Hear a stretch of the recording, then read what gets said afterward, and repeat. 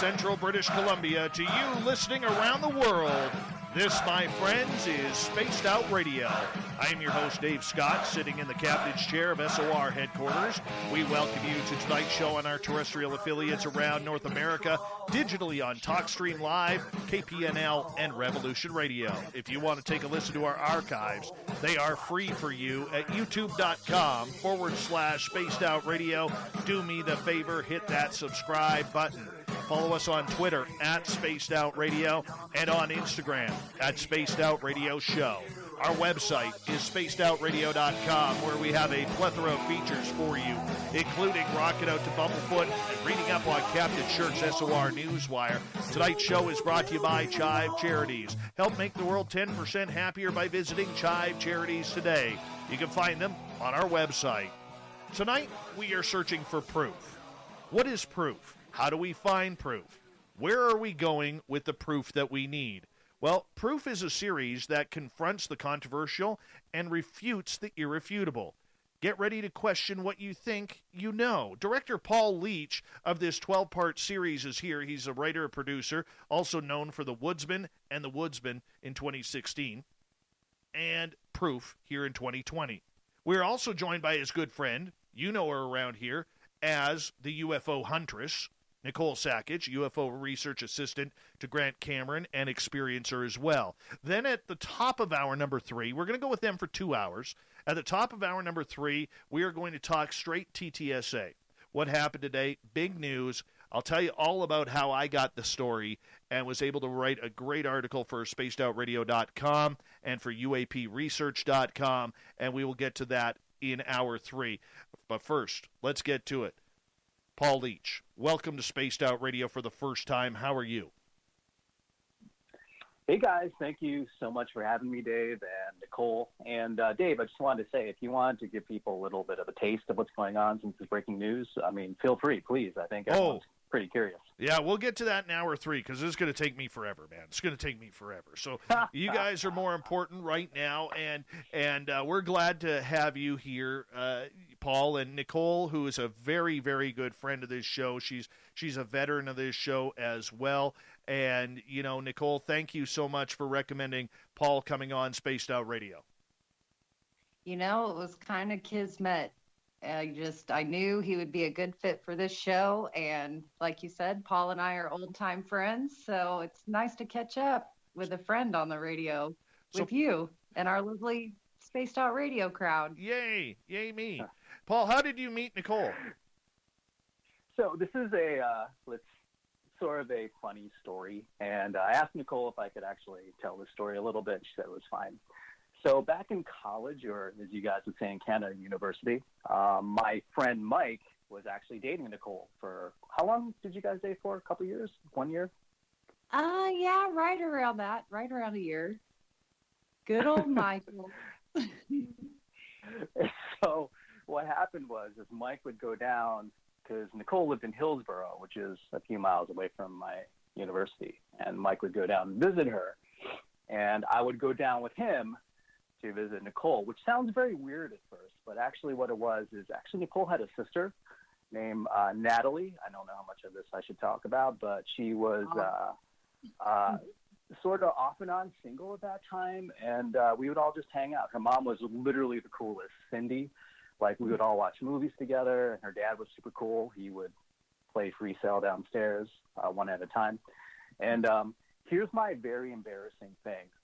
Are you okay if I say this, Nicole? I'm not sure if I should. Oh, sure. You can't embarrass me on this show.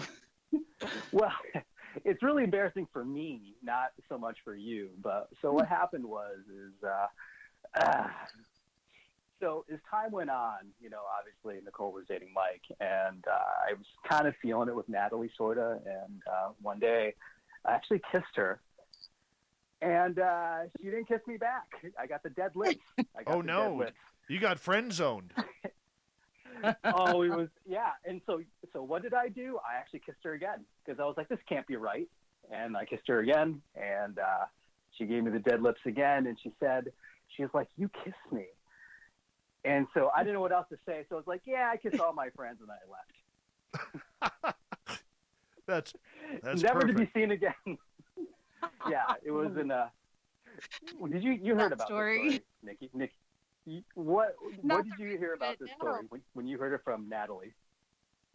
Just that you kissed her and you kissed her again. That's it. Oh man. Oh man. I didn't know that the rest of it. Whatever you taking. Now, Nikki is having a little bit of audio problems, just so everybody knows, because she probably on it. But because I guess there is a storm rolling through Illinois right now, so she's going to try and do her best. Paul, in regards to you and learning a little bit about you, how did you get involved with film and documentaries?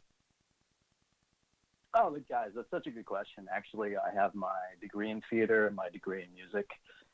And long story short, I've performed all over the world, actually. And I used to be on a soap opera called Days of Our Lives.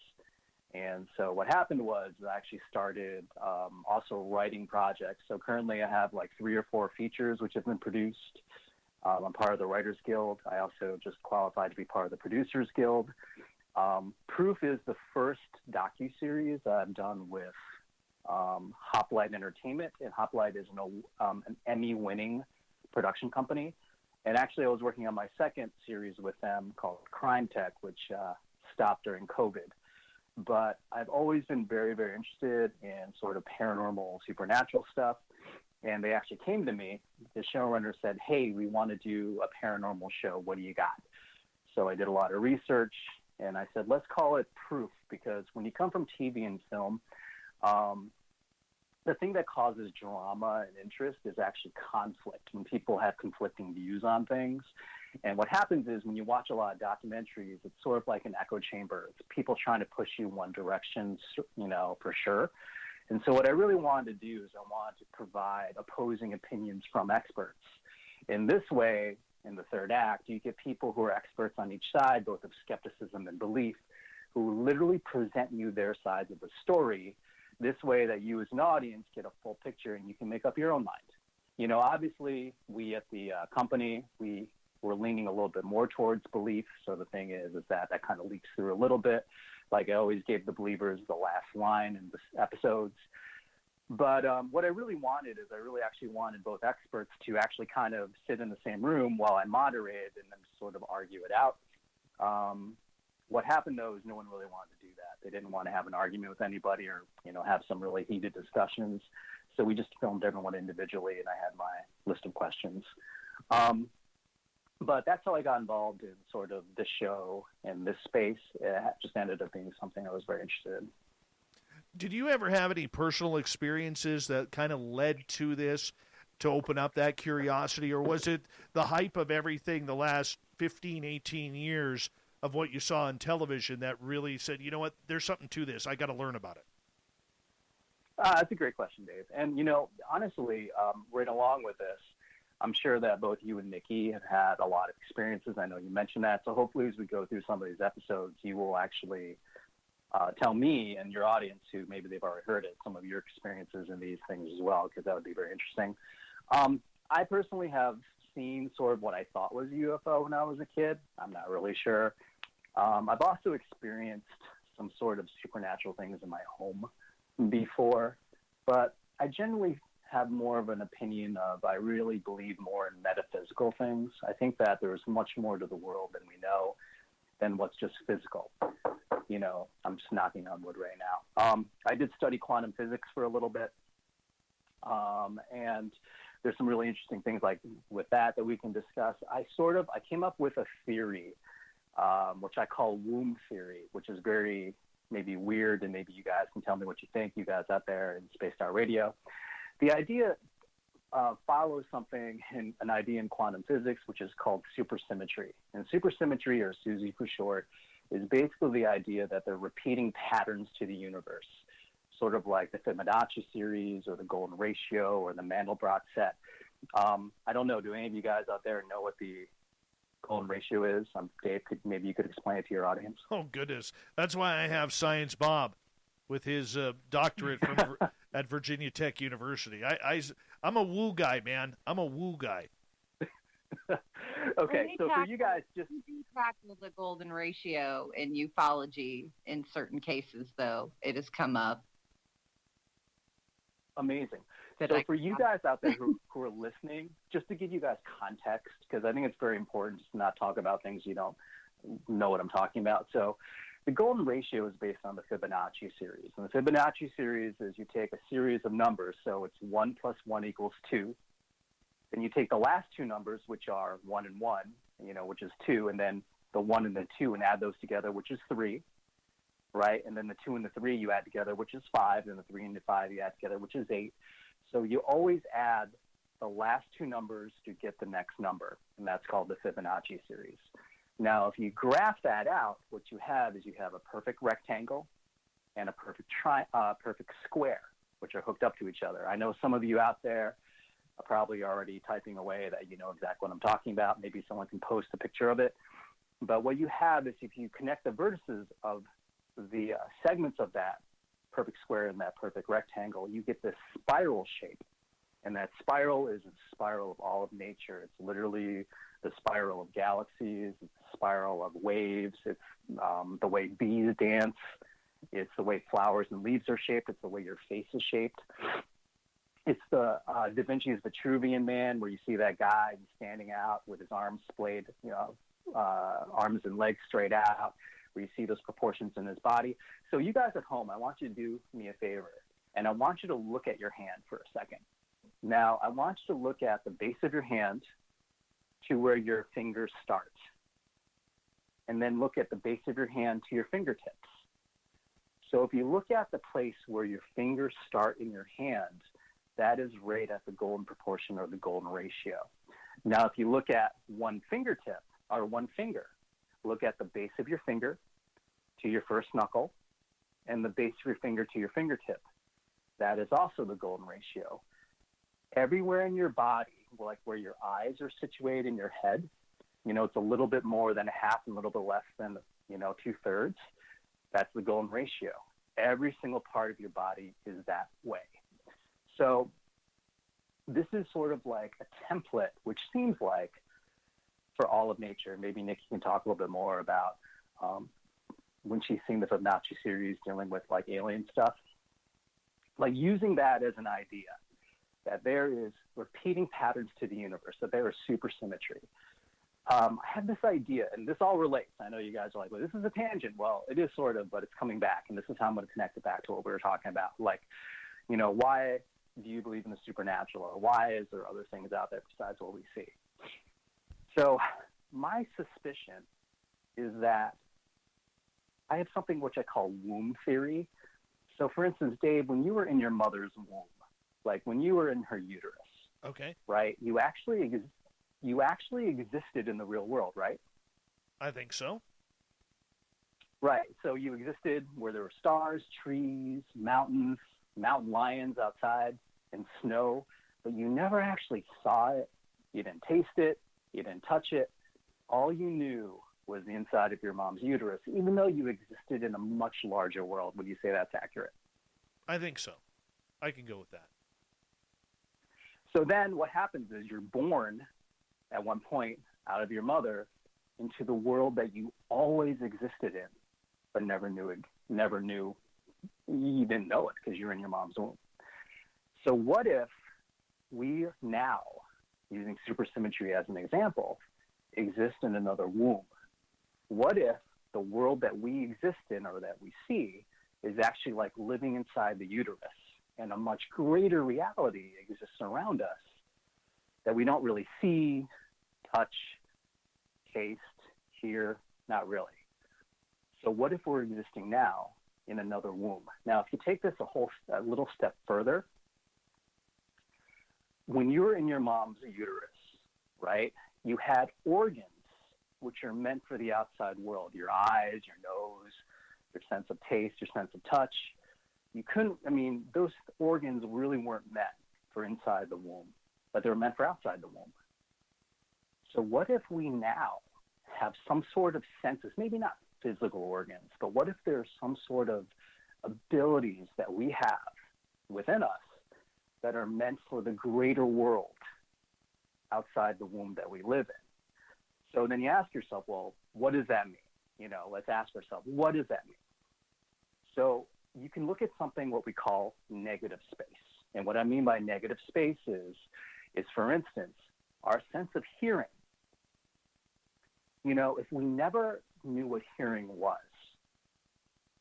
we would go around in the world and we couldn't actually relate to the sense of hearing because we have no concept or way to relate to what hearing is. But if I was talking to you, you know, Dave, or to you, Nikki, and you're in the same room and you're on opposite sides of me, I would have to look back and forth between you to have conversations with you. But I could actually have a conversation with both of you if I could actually hear. So there's a negative space there. There's an ability or something that the sense of hearing would fill. Does that make sense? It's getting there. Yes, hello? It's getting there. Okay. So what negative space is that if you didn't have a sense of hearing, that there's some things that would occur which would feel like the sense of hearing fills a negative space, or the sense of sight fills a negative space if we didn't have it. So what if we have abilities or organs, quote unquote, I'm using air quotes, that are meant for outside the womb? So where would that negative space be? Where are we missing things? So maybe I walk into a room and I say, hey, Nikki, what's going on? How are you doing? And she's like, oh, I'm good.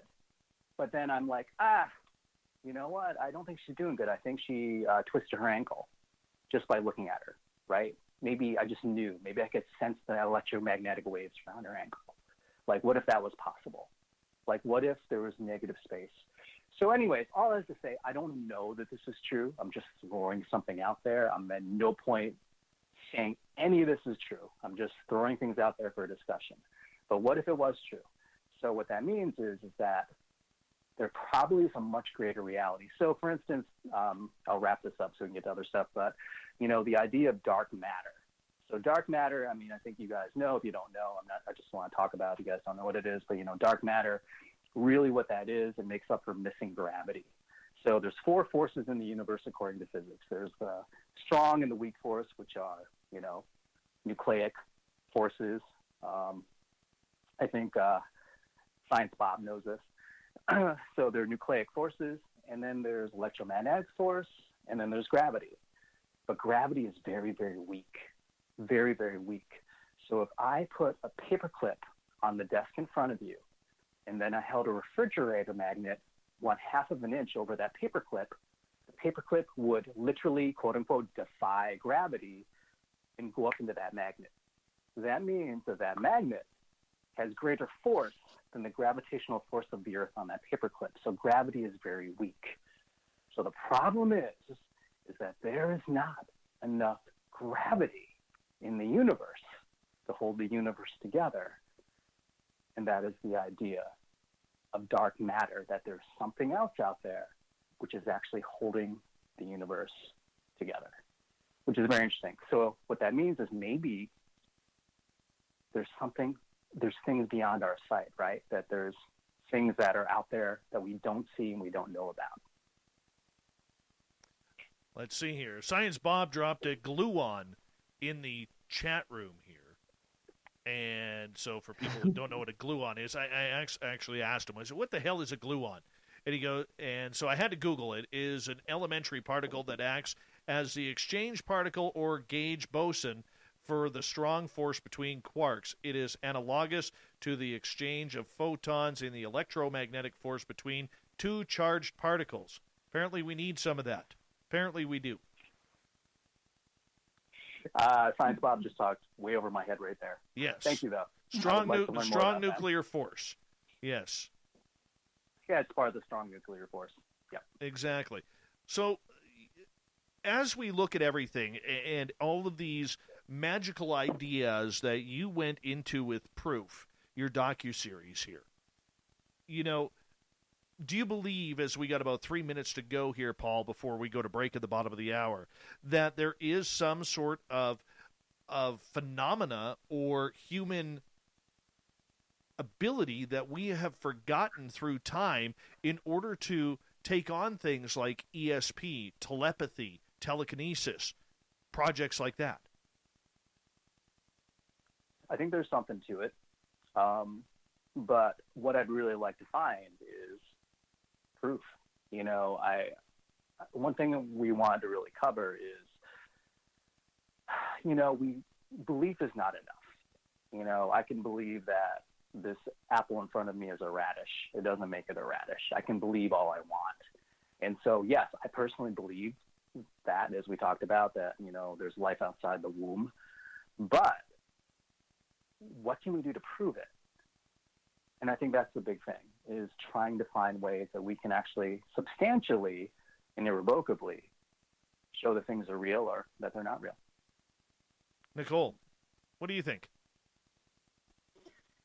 Well, I think the womb theory is beautifully explained. Honestly, I think it's as good a theory as anything else we have spinning out there right now. And I think a lot of what you were just saying harkens to a lot of things that we discuss in ufology. And just based on like your show episodes here, I found it so wonderful that you guys took time to kind of study each of these varying types of phenomenon. But what I noticed was that as I was watching, I kind of ticked them off. I was like, well, like the first episode is on ESP that has direct ties into ufology, as does the miracles episode and the shadow people episode and the cryptids and secret societies. And I could go on down the list. And so that brings me to like the theories of Jacques Vallée, that this is all the same sort of phenomenon. And just to hit home with your Fibonacci sequence golden ratio chat from earlier, the first case that came to mind ufology wise is also a case that's celebrating its 40th year anniversary on the 26th of December, and that's the Rendlesham Forest enigma case. And I know our listeners probably know, but I'm not sure, Paul, if you're familiar with it, but they call the Rendlesham Forest incident the Roswell, Britain's Roswell. And long story short, they encountered a craft in the forest. One of them touched it. He was downloaded with a binary code. And from that code, many researchers and mathematicians have deduced from the code 6 or 7 locations on the planet. Nicole, I'm going to get you to cut off right there because we do got to go to break. We'll talk about this and more with proof. Director Paul Leach, Nicole Sakach on Spaced Out Radio, coming up in the next half hour.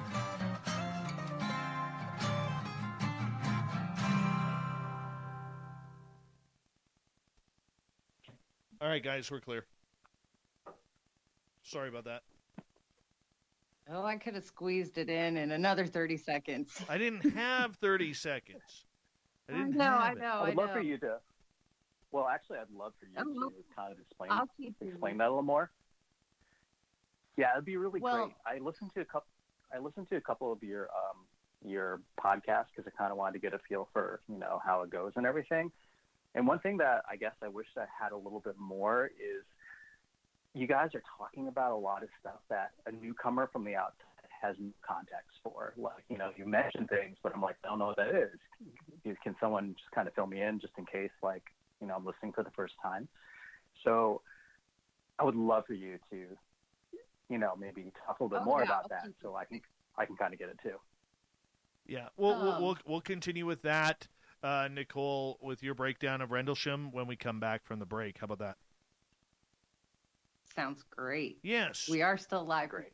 We are still live on YouTube right now, but, this is commercial break time. We can't forget the radio people. I know. I think our YouTube crowd loves Rendlesham Forest, though. They do. As much as I do. Yeah, interested to hear about it. I might be be the only. I know I'm not the only ufologist that celebrates Boxing Day. It's like, oh, it's Christmas and Boxing Day, all because of Rendlesham Forest. So I'm surprised you actually call it Boxing Day. Well, I have to. That's what Jim Peniston calls it. And I actually called or messaged Jim Peniston, or at least I have for the last 3 years. I message him on Boxing Day, and I thank him for continuing to tell his story over the last 40 years now, because it was one of the first stories that I believed in ufology and that I heavily researched over decades. So it was, yeah, it's special to me now. And I'll say that because, yeah, I've looked at it from every angle, and I can't help but be biased now. So get Jim Peniston's book, The Rendlesham Forest Enigma. It's definitive. I mean, Nikki, I'd like to hear on air. I'll ask you is just how you got so involved in all this stuff, because I don't remember you ever being interested in this back in university. So she got aliens, man. She got aliens. I actually got aliened a few years prior to meeting you, Paul, and it was just one of those. I told my mom, and I talked about it with the two friends that were there with me. And then I had to just kind of drop it and leave it alone for many years, 4 or 5 years after my first encounter. Never came up in any of our long conversations and hanging out. This never came up one time. I'm just like, what? It didn't. I didn't talk about it then. And if you remember correctly, I was actually still in high school when I was dating Michael. So I wasn't at university yet. And that part I slipped my mind. That was my senior year. It was my second semester of my senior year when I met Michael. And he was actually the student teacher in my mom's classroom, which is how I met him. Oh my gosh, is that what happened? Oh man. Yeah, that's what happened. It sounds so bad. Hold on, Paul, you were on Days of Our Lives, and now you played in Days of Nicole's Lives too? Apparently. Apparently it's just drama everywhere. Holy cow. I feel like our commercial break should like go out with some sort of music. Is this live broadcasting now, though? Do people hear this? Yeah, we're hearing this on YouTube. Sorry about this, YouTube. We're hearing all these terrible things. No, but my parents never let me date guys out of high school until Michael. And it was honestly only because he was such a great guy, and so were you. You were one of his great friends, Good save, Nicole. Good save. My parents knew that they were upstanding individuals, I guess I should say, that they weren't just random hooligan kids from college. Well, apparently your mom knew, since Mike was a student teacher at the school. Jeez. Yeah, my mom set us up. Oh my gosh. This is right out of soap opera land. Right out of my ears cannot take this. Everyone, hold on. We got about 15 seconds here. I want to say a big thank you to Alaska's greatest athlete, Ladybug Bigelow, Emily there, and Grendel for the super chats. Thank you to everybody who's given us a thumbs up. We are just over 200 away from 10,000 on our YouTube channel. Hit that subscribe button.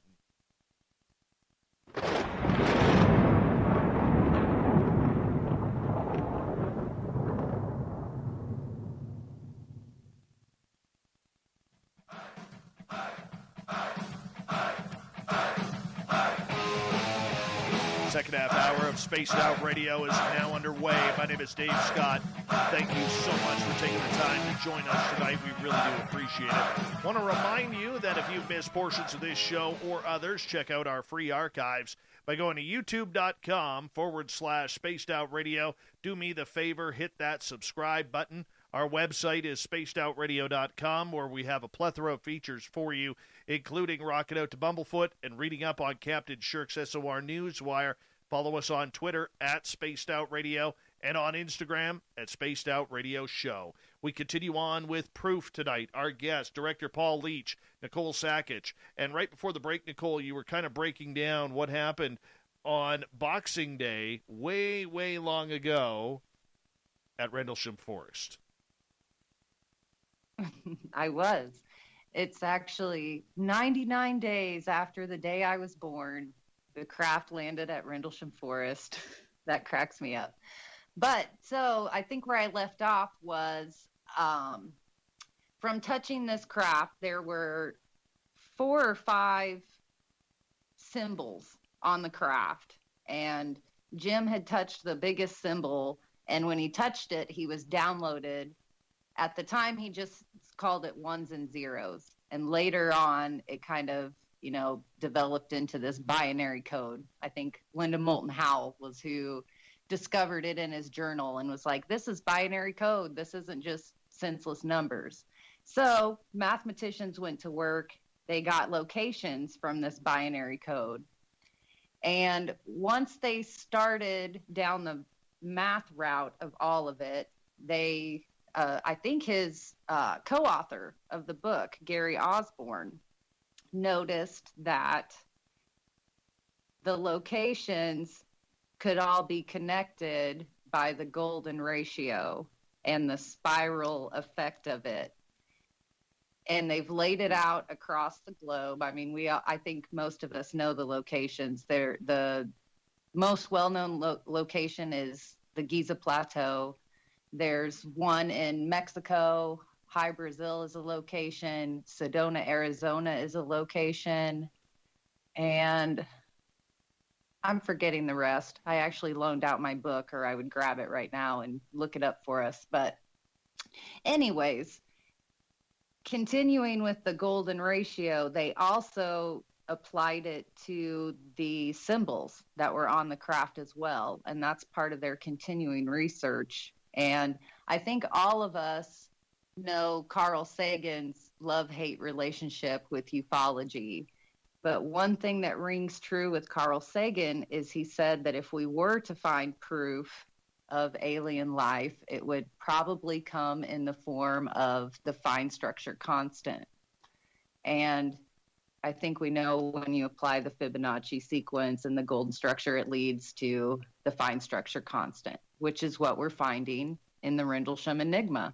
So, and that will be part of their book too, that I know Gary Osborne is writing furiously on. So it's just interesting that these theories do kind of cross over and mathematics come into play. And I often say that's one of the best reasons I love ufology, is because it bridges the spiritual, the paranormal, ufology, the political. We find a home in ufology with it. So very interesting. So Nikki, you mentioned the fine structure constant? I'm not familiar with that. Can you tell me what that is?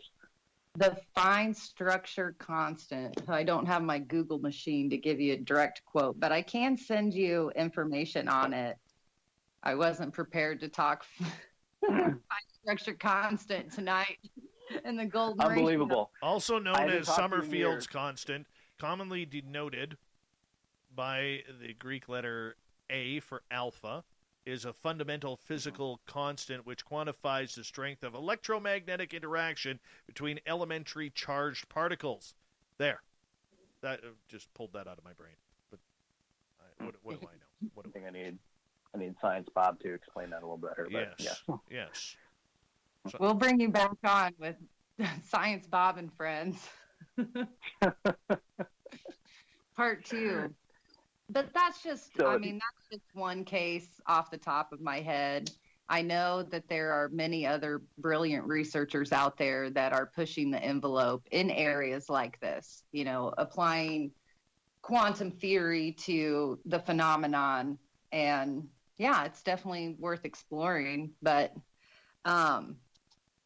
one of my favorite episodes of Proof, I think, was the Cryptids episode. And I think we could segue into that with our Spaced Out Radio crowd. And Dave could definitely talk cryptids for hours. So I want to hear more inspired that particular episode. Sure. Well, generally speaking, just so you guys know, and your Spaced Out Radio gang knows that when I picked out the episodes for Proof specifically, I didn't want to do that much well-trodden territory. I mean, Cryptids is a well-trodden territory, but if you look at the episodes, it's like electric voice phenomena, shadow people. They're things that are there, but aren't like the super popular ones. Like, you know, we have aliens, but alien abductions specifically. And, you know, probably, Nikki, I'd like to hear that story that we didn't get a chance to talk about when we get to that episode and stuff. But generally speaking, the episodes are trying to cover stuff that isn't always so spotlighted. But Cryptids is very, very interesting. I'm kind of curious what your experiences have been with that. I guess, Dave, you've had some? Oh, yeah, I'm a Bigfoot guy. I'm a very big believer. Like I always say to people, when you finally have that experience and you see something of that phenomena, it doesn't matter what counter it is, you automatically believe that it is truly going on. I mean, when I had my Bigfoot encounter in 2013, I was within 100 feet of two of them. And since I moved up here, I've had other experiences as well, from seeing footprints to you know, hearing them talk. So, I mean, what it is, what this creature is, what it happens to be, I don't know. What did you decipher from doing the cryptid one? So there's a lot of talk on each side. You know, from one thing is obviously we discover new creatures and species of animals constantly, particularly in the deep ocean. You know, we find new species all the time. Hearing, because, you know, these interviews have boiled down, I edited them down to about 3 minutes per and then edited them together, but I interviewed these people for over an hour each, so there's a lot of stuff that didn't make it in, like most of it.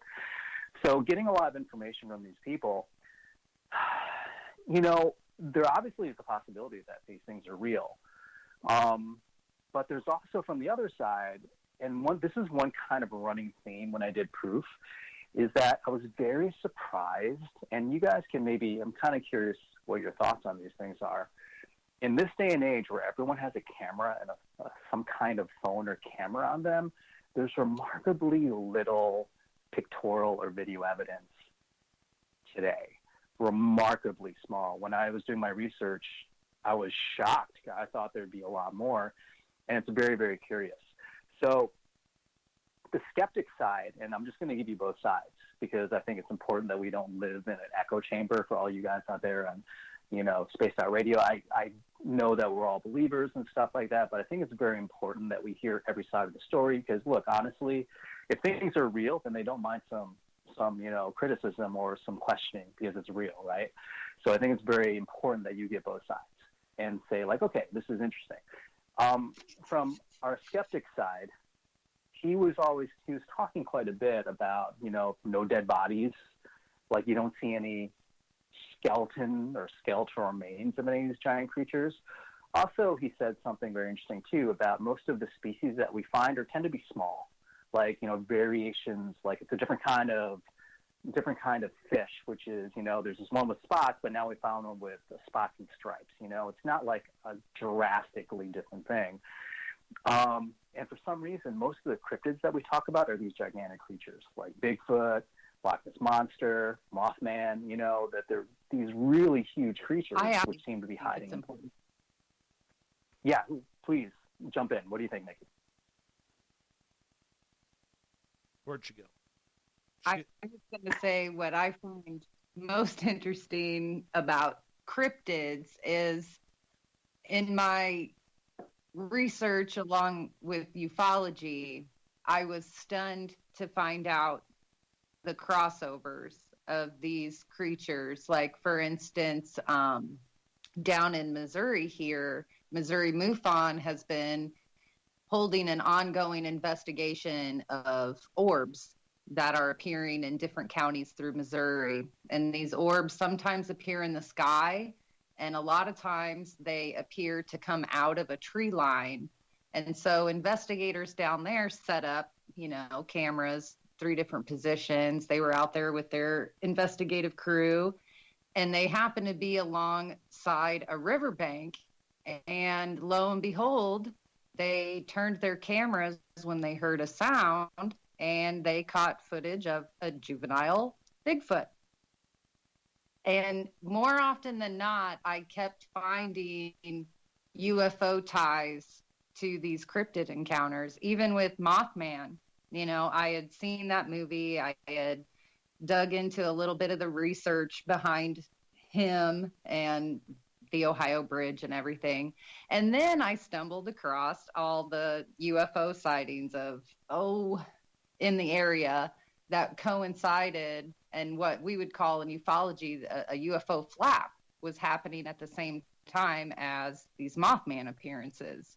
And the lead investigator into Mothman was also a brilliant researcher in ufology. So he kind of started that crossover for me. And it's little stories like that come up here and there. We had Bigfoot, or who is it? The Bigfoot real hunters, I think, came to Montgomery County here in Illinois, all around your old university. We had a flap of Bigfoot sightings, and they came in and did a town hall and briefly did an investigation, but that was interesting too. So, and what I've discovered in my own personal research, aside from my own 2 sightings, is that there have been sightings. I think the earliest one I found personally in my research, there's been UFO sightings not only in my county and the surrounding counties that go back to 1968 is the earliest witness I've actually spoken with. So I'm sure there's more before. And yeah, it's fascinating to me. I don't know why they're often related, but that's part of what we're researching and trying to figure out through shows like this and discussing, discussions. Well, one other thing, too, when it comes to your question, Paul, about cameras that I have noticed is I had and this has just happened to be about a month ago. I was driving out into the forest with my buddy and I had this beautiful lynx cat. I've never seen a lynx this up close and personal. Jump right in front of my vehicle about 30, 40, 50 feet away and just stood there, right in the middle of the logging road. I hit my brakes, and I'm just absolutely staring at this. I became all thumbs in trying to get my phone to take that picture. All thumbs. And I could not figure out how to use my phone. Literally, this cat looked at me. Okay, this 150-pound, 200-pound cat looked at me and my buddy, and it gave me this look of, really? Really, I'm giving you the money shot right now, and you're screwing up with the camera? Like, I'm out of here. I'm out of here. And it walked off, and it finally starts to goes into this ditch and starts climbing the tree. Finally get my camera going on my phone. I literally, no word of a lie. I open up the window of my truck, and I'm like, hey, puss, look this way for a second so I can get a picture. And it stopped, and it looked like, really, now? Now? Fine. Let me take 4 pictures, and only one of the 4 turned out. But the point that I'm getting at is when I was face-to-face with an alien and I was face-to-face with Bigfoot, I had my phone on me. I did. But you see, the issue is, and this is the best way I can absolutely explain it, when you see something with your eyes that your brain cannot comprehend, you don't work. You don't think about it. You're trying to literally grasp every moment of that fleeting moment. You don't want to take your eyes off it. You don't want to move. And it's not because you don't want to get the photo or even the video. It's more so that for most of us out there, the majority, I would say, we don't have the ability to want to ruin that moment. We don't want to miss out on it in case by the time you reach down, you look at your phone, because you can't say to an alien in the forest or a Bigfoot or a dogman, can you hold on 1 second, please? I just got to hit my thumb button, get my thumbprint, get the phone going here. You just can't do that. It doesn't work that way. And that's probably the biggest issue that we have is we get nervous, we get scared, we get frantic. And when you see these creatures very close to you, not on television, but right in front of your very eyes, the last thing, believe it or not, that you think of is, I got to get a video of this, or I got to get a picture of this. Your mind literally goes through this moment like, can I really believe this is going on? Is this really happening to me right now? And it's ridiculous because, yes, it is. I should be able to reach into my pocket, grab my phone, and take that photo, but somehow you forget to do that in the moment. It's weird. That makes a lot of sense. It does happen. Well, what I was going to say is there any way that, like for me, and maybe for some of your audience who haven't heard your personal story, is there a way that you could kind of recount that? Because I'm curious. Oh, goodness. Goodness. This is supposed to be about me interviewing you tonight. But it still fits in the context of what we're talking about, which is interesting. You know what I'm saying? It's a dialectic. Oh, okay. I didn't know we were going with dialectics tonight. I mean, all right. Which one do you want to hear, Bigfoot or the aliens? Well, we'll save the aliens for when we cover aliens. How about let's do the Bigfoot one? All right, Bigfoot. My friend, this was September of 2013. My friend had owned a piece of property that was like a mini ESETI ranch. A lot of my experiences happened there. And from that point, he wanted to take me back into the forest behind his property in order to see where he had a weird paranormal experience as a kid. And as we were walking along this trail, this deer trail, and walking into the back, we got about, 300 yards into the forest. We came across this tree, perfectly healthy tree, that was snapped at about 10 feet high. Oh, no, pardon me, 8 feet high. And I knew nothing of this, and I just kind of quipped in my extremely, 1 out of 10 amateur way. I said, Bigfoot is apparently able to snap trees. And we were looking all around, this tree, and the bark is still wet. There was no windstorms. There was no bug bites in the tree to make the tree weaker or anything like that. The bark was still fresh, and we kind of got this feeling like we were being watched. And we kind of stopped what we were doing. We started looking around, and about 100 feet north of us, there was this giant fir tree, and we could see something in the shadow, and it was peering out at us, then pulling back, and then peering out at us.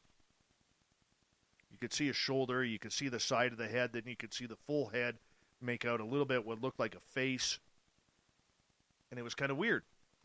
So I kind of said... How far away was that 100 feet? From you, would you say? 100 feet.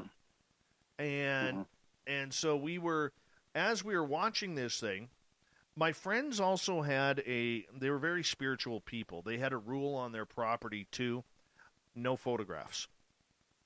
They wanted whatever was there to be comfortable with showing up, that it wasn't going to be used as a vanity project or a side project. So they were pretty strict on that. And so here we were standing, and we're about 5 minutes watching this thing kind of peer in and out from the tree. And then my buddy says to me, he goes, you know what? Let's leave it alone. We want it to come back. We don't want to scare it away. Let's just give it a wave, say thank you to the universe, and walk away. So that's what we did. So I start to turn down the trail, because I'm not like Zoolander. I couldn't figure out how to turn left. So I turned to the right. Mm-hmm. And at about 75, so if this guy, the first one was at, say, high noon on a watch, the second guy was at about 1:30 at about 75 feet. And I see this tree branch start shaking vigorously. And that's where I saw the second one at about 75 feet walk right through where that tree branch was shaking. And I got a full right side back profile on it. I didn't see the face. I saw the arm. I saw the hips. I saw the back. There was no neck. It went straight to the pointy head, and it was friggin' awesome. I yelled over at my buddy. I said, Dave, there's a second one, because his name's Dave too. And he turns and looks, and he goes, where? And I said, over there, and it was already gone. And he missed that one. But, yeah, no smell, no stinky stench that a lot of people talk about, but it was cool. It was very, very cool being that close. Wow. Did it look like what we typically have seen Yeah. the idea of what Bigfoot looks like, or did it look Yeah. any different? It kind of walked a little hunched over, much like the Patterson-Gimlin film. I could not tell if it was male or female. I did not see an anus or like the butt line going down. I didn't see that. I didn't see the hands because the arms were kind of low, but it was kind of swaying. Like, it had no interest in even seeing me. Like, it was just like, yeah, I know you're there. But I honestly, now looking back on it, I think there was 3 of them there, because there was the one guy behind the tree. There was the second one that walked through, but something had to be shaking that branch to get its attention. So I to this day, I still think there was 3 of them there, but I saw 2. Did its face kind of look like that kind of simian-looking face, or what did it kind of look like? The one that we saw, it was so dark from the shadow that we could not really make out. Like, you could make out a little bit, but to get actual what it looked like, couldn't do it. And the second one, I never saw its face. Wow. So it's pretty densely wooded there. Is that what you're saying? Yeah. That's very interesting. Did you guys happen to go out and check out where it was standing to see if there was any kind of, like footprints or anything? We went back once, and it was funny because way in the distance, like, we worked a lot with energy there, and way in the distance there was a tree that was swaying opposite of the way the other trees were swaying in the wind. And it was swinging back and forth in a weird direction, and we were kind of like, you know what, we're not wanted here right now, we have to leave. So we ended up leaving. And you have to understand, my friend at that time, they had everything happening there. They had UFOs, they had extraterrestrials, they had Bigfoot, they had ghosts, they had spirits, they had fairies, they had across the street there was something really, really dark across the street in the forest portion there. It was a nasty, awesome place where there was a lot of activity. And they didn't want that to go away. They wanted to keep it for their own little studies. And so you had to abide by the rules, right? And that's kind of like, it wasn't just a free range. You had to abide by what they were putting down. And whatever we were doing at the time was working, because every time we went there, something was happening. So it's really interesting. I mean, have you tried to go back since, because there's so much activity there? No, they don't own. They don't own the property anymore. They sold the property a few years ago, but apparently the new owners are pretty cool and spiritual and zen, so they might. Paul, I'm going to get you to hold on. Nicole, you hold on as well, because we are going to go into hour number 2 here. Paul Leach, director, producer of the docuseries Proof. We're going to get into that with him and Nicole in hour number 2. Then in hour 3, we're going to talk about the latest happenings of the To the Stars Academy. Stay tuned. Spaced Out Radio continues.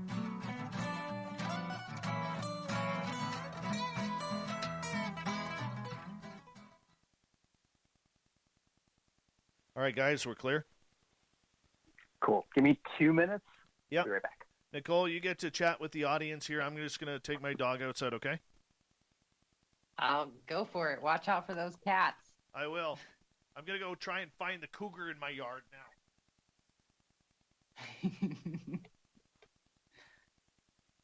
What's up, YouTube? Can't believe this TTSA story breaking. All because our pal Dave here and his diligent investigative research, his connections.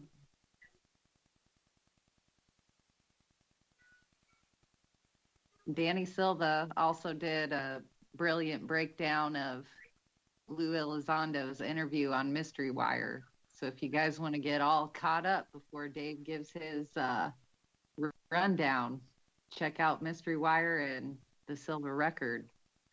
And of course, go to uapresearch.com. And that's where you'll find Dave's article. It's all over Spaced Out Radio too. Guess I could mention Goof On. Dave was live on Goof On.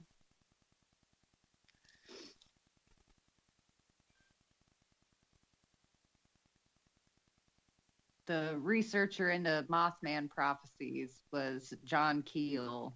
I think I saw somebody ask me in the audience, by the way. Wrote the book, was a journalist, very influential ufologist. UFologist. I think I just said it how Goop on hates.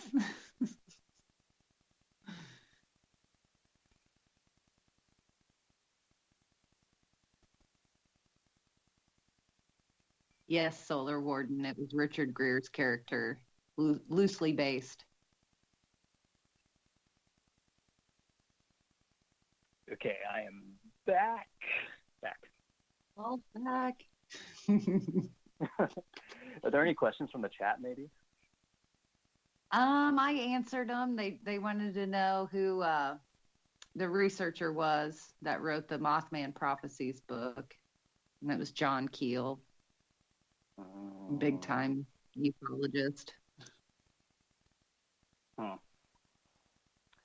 When we get to the UFO part, if we talk about that episode, I'd definitely like to hear about your high school experience with that. That'd be really interesting.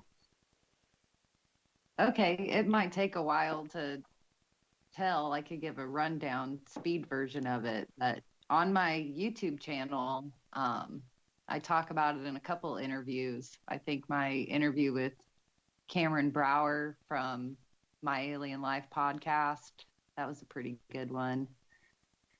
I've spoken about it here a couple times on Spaced Out Radio, but it wasn't very impressive. It wasn't taken on board a craft or anything, I don't think. I did have missing time. It was me and two of my friends, and I saw a green fireball, and it did what I always called pop. It pops in and out. Like, it was kind of directly west of me, and then it went in an instant, it went south and then back to its original position and then toward our vehicle. And when it came toward the vehicle is when I always called it a pause. I felt like there was a pause, and my friends remember seeing the light but not the fireball that I saw. And I saw it and they didn't, because I was popped out through the sunroof of the car. And they were inside the car. And we noticed, and we had just left the movie theater. It was like 9:30 at night, and we were going to a party that was out in the country, and it was about 5 miles outside of town. And we had pulled over at a spot in the country. I think one of my friends that was with us had to go to the bathroom, so we kind of did one of those nature bathroom breaks. And that's when we were getting back in the car is when all of this happened. And we continued on to the party to find nobody there. And by then it was a little bit after 11 o'clock at night. So, and that was even I think that was in one of your episodes, or the abduction episode. The skeptic kind of talked about his theory on missing time and explained it away. Yeah. That's something I haven't experienced yet, is that missing time. I've had time slips happen. I just haven't seen the missing time. Trust Divine Mercy is asking, Dave, where did you see the stick man? That was about 2.5 miles from where I am. And, yeah, my son and I were out geocaching when I saw that guy. That was kind of cool. What is geocaching? It's a GPS scavenger hunt. Yeah. Kind of like Pokemon hunting. Yeah, it's kind of like Pokemon. Don't know what that is. Okay, hold on 1 second, guys. Here we go. That told me nothing. Hold on. Oh, we still got 30 seconds or 20 seconds. You go on geocaching.com, you download coordinates into a GPS, and then you go find what's hidden on the other side of the coordinates. Huh. Yeah, it's a lot of fun. There's like about 8 million of them hidden around the world. Is it like a natural? No, people place them. People place them. Hold on, here we go. Oh.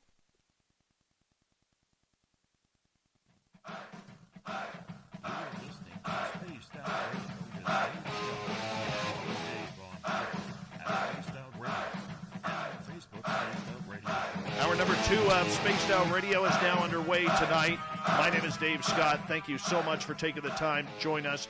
We really do appreciate earning your listening ears. We say hello to everyone listening in on our terrestrial affiliates around North America, digitally on KPNL, TalkStream Live, and Revolution Radio. Remember, you can check out all of our archives for free by going to youtube.com/Spaced Out Radio. Just do me the favor, hit that subscribe button. The Desert Clam has set the password for tonight in the SOR Space Travelers Club. What do you got for us tonight, Clam? Crapulence. Crapulence is your password. Use it wisely, Space Travelers, as the Clam sets the password each and every night right here on Spaced Out Radio. Our website is spacedoutradio.com, where we have a plethora of features for you, including rocking out to Bumblefoot and reading up on Captain Shirk's SOR Newswire.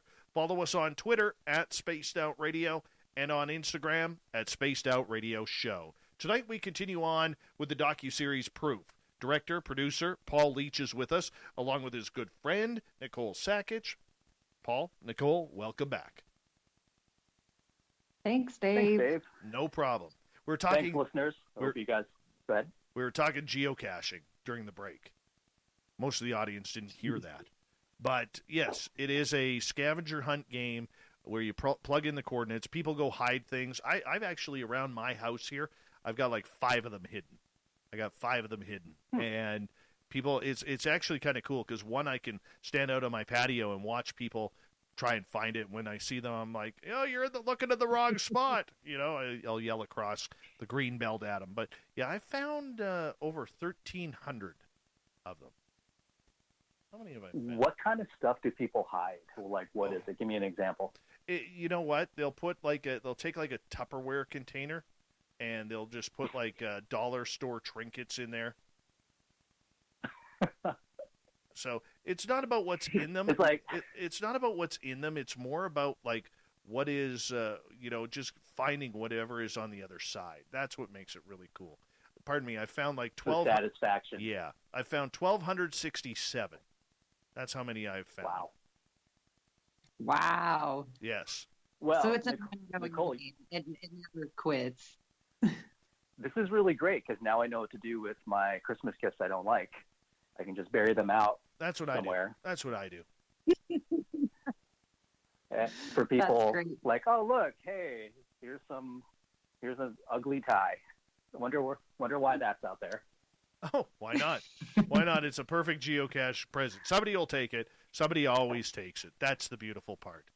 That's a beautiful part. But let's continue on with your series, Proof. It's a 12-part docu-series where can people find it? So it's streaming now on Amazon Prime. It's free for Prime members. You just look under Proof, and it'll come up. So when you did this series, I want to ask you, because we talked a little bit about it the first half hour, but I want you to go into description. Are you a believer, or are you wanting to believe? It really depends on the episode because we cover so many different topics. I'm definitely more of a believer in some topics, and I'm definitely, like every topic, you have to go in open-minded. Like, I'm open-minded about every single topic. I'm like, hey, convince me. And so I think that our production team in general was very open-minded and actually wanted to believe in things, hoping that there actually would be enough proof to prove these things to be true. Okay, so was there any part of these topics that you really struggled with? Because in the 12-part series, each series is about something a little bit different. So that's a good question. I think, I'll say first that I think the ones that I think were easier to believe or maybe like some of the conspiracy theory ones, because a lot of those actually had a lot of evidence for, whether it's, for instance, the Denver airport conspiracy is very weird and very interesting, and, secret societies. I think everyone actually believes that there is an Illuminati, but, what do they do? The ones that were a little bit more difficult, which probably needed more proof, were things like the bigger things, like maybe like cryptids, like we want to believe, but we want to see more evidence of that. Things were also difficult were things that there weren't a lot of anything on, like EVP, electric voice phenomena. There just wasn't much to source anyways, but then, plumbing into those things. Some of them were definitely a little bit more difficult to find. I wouldn't say more difficult to believe. I think I would more say more difficult to find evidence on. That was conclusive evidence of any type. So for you, what is conclusive evidence? Because there's a lot of paranormal people out there who will, produce an EVP of a voice of someone that wasn't there.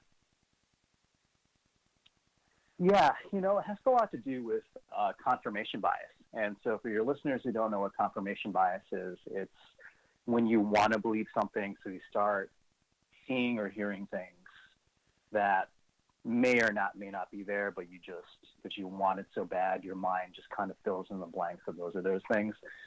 One of our skeptics, he's a professor at Chapman University, and he was talking about, like, what he does in one of his classes is he plays a record backwards. And he says, "What do you hear in this record?" And usually it's nothing. It's complete gibberish. But then the next class he'll be like, "Listen for these words in the record. Do you hear these words?" And then they will play it backwards, and they're like, "Oh, yeah, I totally hear these words." So, for instance, in that episode, there were definitely some things that were just a big stretch. You're just like, I don't know. I mean, now that you tell me, I kind of can hear it. But there were also some ones that sounded a little bit more like it possibly could be if I didn't tell you that this was what you're hearing, that you might have actually heard it. Our expert on that, I think it was Ellie Arquette in this one, and she actually has a spirit box, and she actually tries to communicate with spirits that way. It's very interesting. So, what is your experience? Have you guys had any experience? You and Dave and Nikki, have you done anything like this with EVP? I have. I've listened. Yeah, go ahead, Nikki. I've listened to a lot, but it's like you just said, it's kind of that power of suggestion. I do find the cases more interesting when spirit box are in, or I know there's even some apps out there that you have to give it words to say, and it will build, what it'll speak on based on the words that you input into the app. And I think those are more interesting than just, the random, "Hey, do you hear this? This is what I heard." I also like to know the correlation in research, like when you directly ask questions and then you receive some sort of answer back. I think those are kind of more interesting to me than the just kind of out of nowhere, "Hey, I accidentally recorded this. It sounds like that," We actually did. Yeah, and we actually did about 25 miles from my house is a plane crash site where 52 people died back in 1965, and to this day it's still known as Canada's biggest unsolved mass murder because there was a bomb on board that plane. Long story short, we did an EVP session out there with a gentleman named Bill Hauser, who's been on this show a number of times. And one of the things that we learned out of that was that when we sat down, we got a name.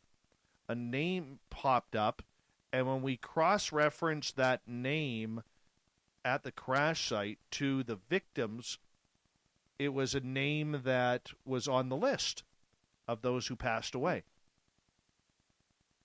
Now, this is an area, like where I live, there's not a lot of radio signals. It's not like being near the city where you're picking up, you touch the dial half a centimeter, okay, and all of a sudden you're at a new station each time. It's not like that at all. I went real Canadian there with saying the centimeter. But, you know, it was very intriguing to actually get a name from a spirit voice, or what we think is a spirit voice, of a person who is actually on that plane crash.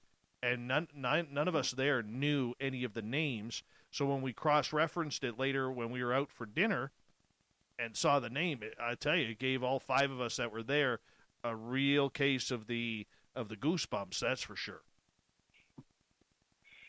So we interviewed, or actually I interviewed, for the show, for that episode, something that didn't actually make it on air, which was I interviewed, I can't think of his name. I talked to him on Skype in Scotland, and he is actually the guy who the movie White Noise was based on as a scientist. And that movie with Michael Keaton came out called White Noise. It's actually based on him. And he talked to me and told me all these really interesting stories. And, you know, for you guys out there who don't know anything about TV film production, like the reason why weren't able to use him on the show is because Skype interviews don't work on TV and film. They need to have a certain resolution in order to be cleared for broadcast on TV. And so we would actually need to have a certain level of quality in the video in order to be included in the show. But, you know, these are very interesting things because I think that, I mean, there's definitely a possibility of these things being real. Now, for me, an ongoing question that I have through this whole entire series, which is sort of more of a macro perspective on things, is me coming from TV and film, even from scripted TV and film, where, you know, you write a script and you have all these characters and they have motivations. I always ask myself, why? And the why doesn't discredit the event actually occurring, but the why is asking, like, okay, why would they talk through this white noise? Why would there be this thing that occurred? Why, you know, I always am trying to get the larger perspective. Okay, maybe this is real, but why? But why? What is the purpose behind it? And that's sort of the larger question that I always have tried to get at with the experts. And maybe some of you guys in the super chat or the chat, have an answer to the whys. Like, why communicate through white noise? Why not just communicate audibly? Maybe you guys have an answer. And again, this doesn't discredit it being real. I just always have these questions like, why?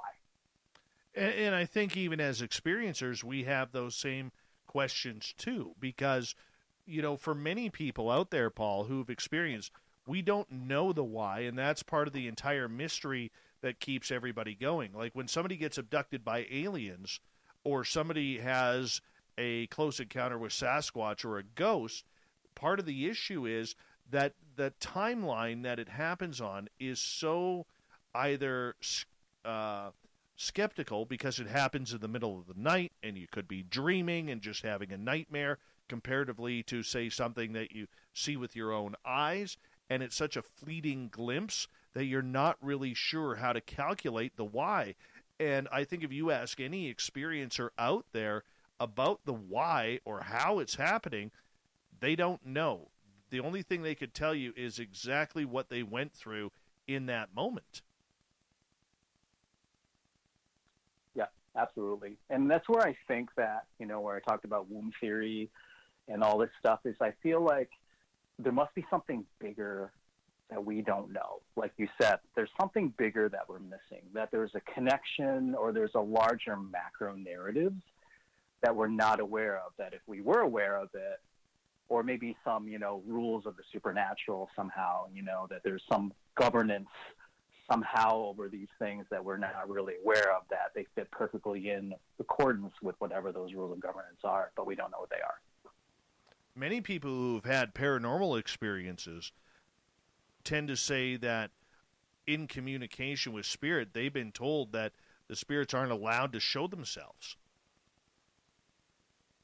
It's against the rules. Apparently, that, you know, and it's funny because, you know, it reminds me of, do you remember, oh my goodness, I'm blanking on the movie now, Beetlejuice, where there's the handbook, you know, the post-death handbook that everybody gets. And apparently, some people believe that there is a handbook out there and that spirits are not supposed to show themselves. And if they do, they get upset or they could get in trouble.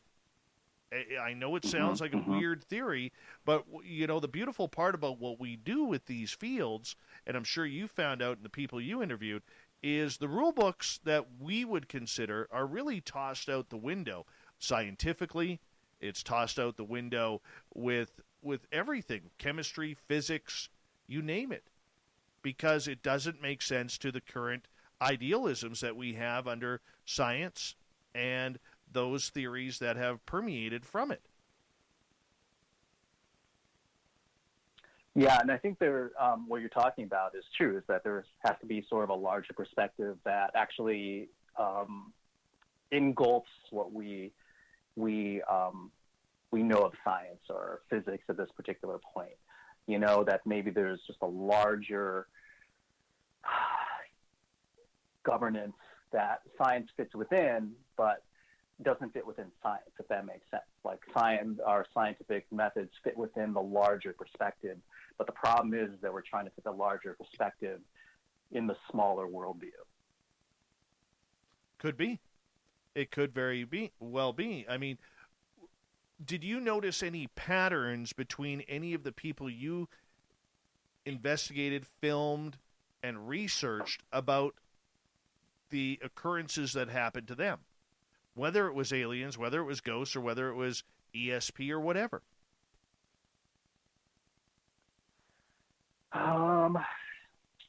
Good question. They're largely very different. I know with shadow people, a lot of people have that sleep paralysis thing where they just feel like someone's sitting on their chest. That's pretty common across the board with a lot of people. I don't think there was necessarily something that stuck out about those people over others.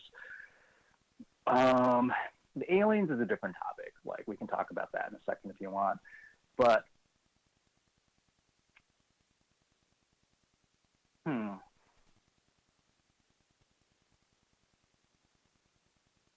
trying to think if there are people who experience these things who are skeptical themselves before they experienced it, or if they were a soft audience for these things.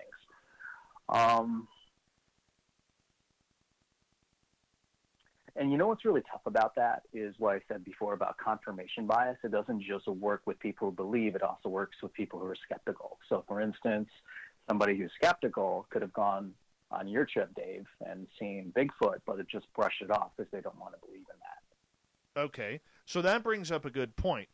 The BFRO is allegedly known by its members and investigators to throw out reports that have anything to do with what they would consider woo topics. So, for instance, people who see fairies or lights or orbs or UFOs or ghosts around their Bigfoot sighting, the BFRO is refusing to research them because, in their opinion, it taints the research of what is going on. It makes it less credible. What is a woo topic? UFOs, aliens. A woo topic is UFOs and aliens? Okay. Yeah, we call it woo. So what they're saying... High strangeness. High strangeness, yeah. So what they're trying to do is provide more credibility to the research. And I know Joe Rogan's a big wannabe believer in Bigfoot. Like, he doesn't know if it's there, but he's definitely sort of obsessed with trying to find Bigfoot at some point. Yes, but here's the problem. When you hide behind the word science, okay, like a lot of researchers do, science is about proving or disproving theory. But if you are already eliminating a big portion of that theory because you do not believe in the existence of ghosts or UFOs while this is going on, and you're searching for Bigfoot per se, in this case, there's nothing scientific about what you were doing. You're conducting opinion. You're not conducting science. Yeah, and I think that is probably one of the biggest things that I ran into doing this series is there's a lot of personal experience that people had, but there was very little empirical evidence. Like, I was hoping there'd be much more than there was. Yeah, and that's I would the love problem. to see a lot more. I would love to see a lot more empirical evidence, especially, and I understand your description of like, hey, when I'm in the moment, like I'm all thumbs and it's hard to get my video camera out and do that stuff. Totally get that. I think that's very valid. And again, just so your listeners understand that in no way am I invalidating anything. I'm just saying that from a very objective point of view through doing this series, I have to admit I was a little bit disappointed that I didn't find more empirical evidence than I did. And then mostly it was firsthand accounts.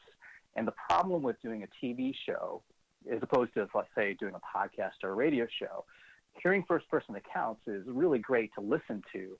But when you're doing a TV show, it's such a visual medium that first-person accounts aren't enough. I need visual evidence included in those first-person accounts.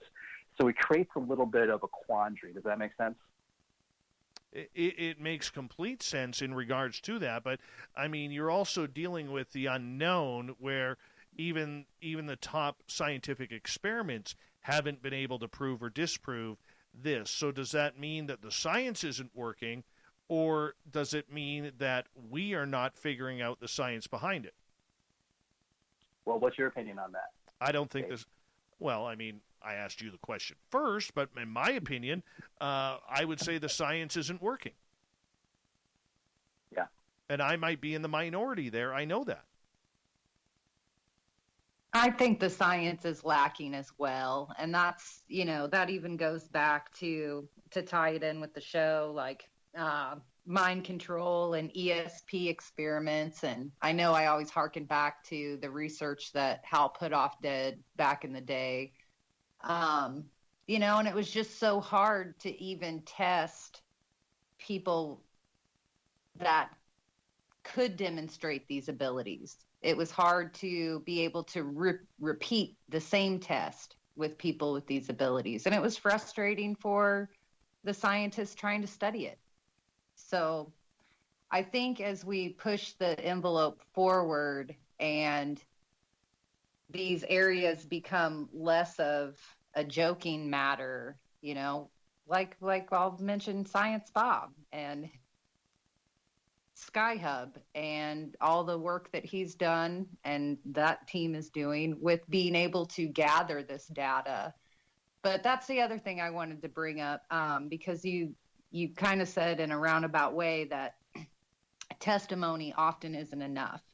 And we know that. And the biggest researchers in the field, like I'm thinking, we brought up Joe Rogan, Jacques Vallée on Joe Rogan's show just a few weeks ago. He really hammered home the point that all the data is important. Yes, a lot of us researchers are at a point where we're like, oh, so what? It's another sighting. Yes, these things are happening. Yes, it's real. Let's move past that and get to the real science. But the thing that Vallée pointed out was we need this data, and as much data as we can get from individual testimony or firsthand experiencers, Right. the better. Because after we can accumulate data is when we can start to see the pattern. Nicole, hold on right there because we do have to go to break here. Paul Leach, director, producer of Proof, continues with Nicole Sakach and myself right after this.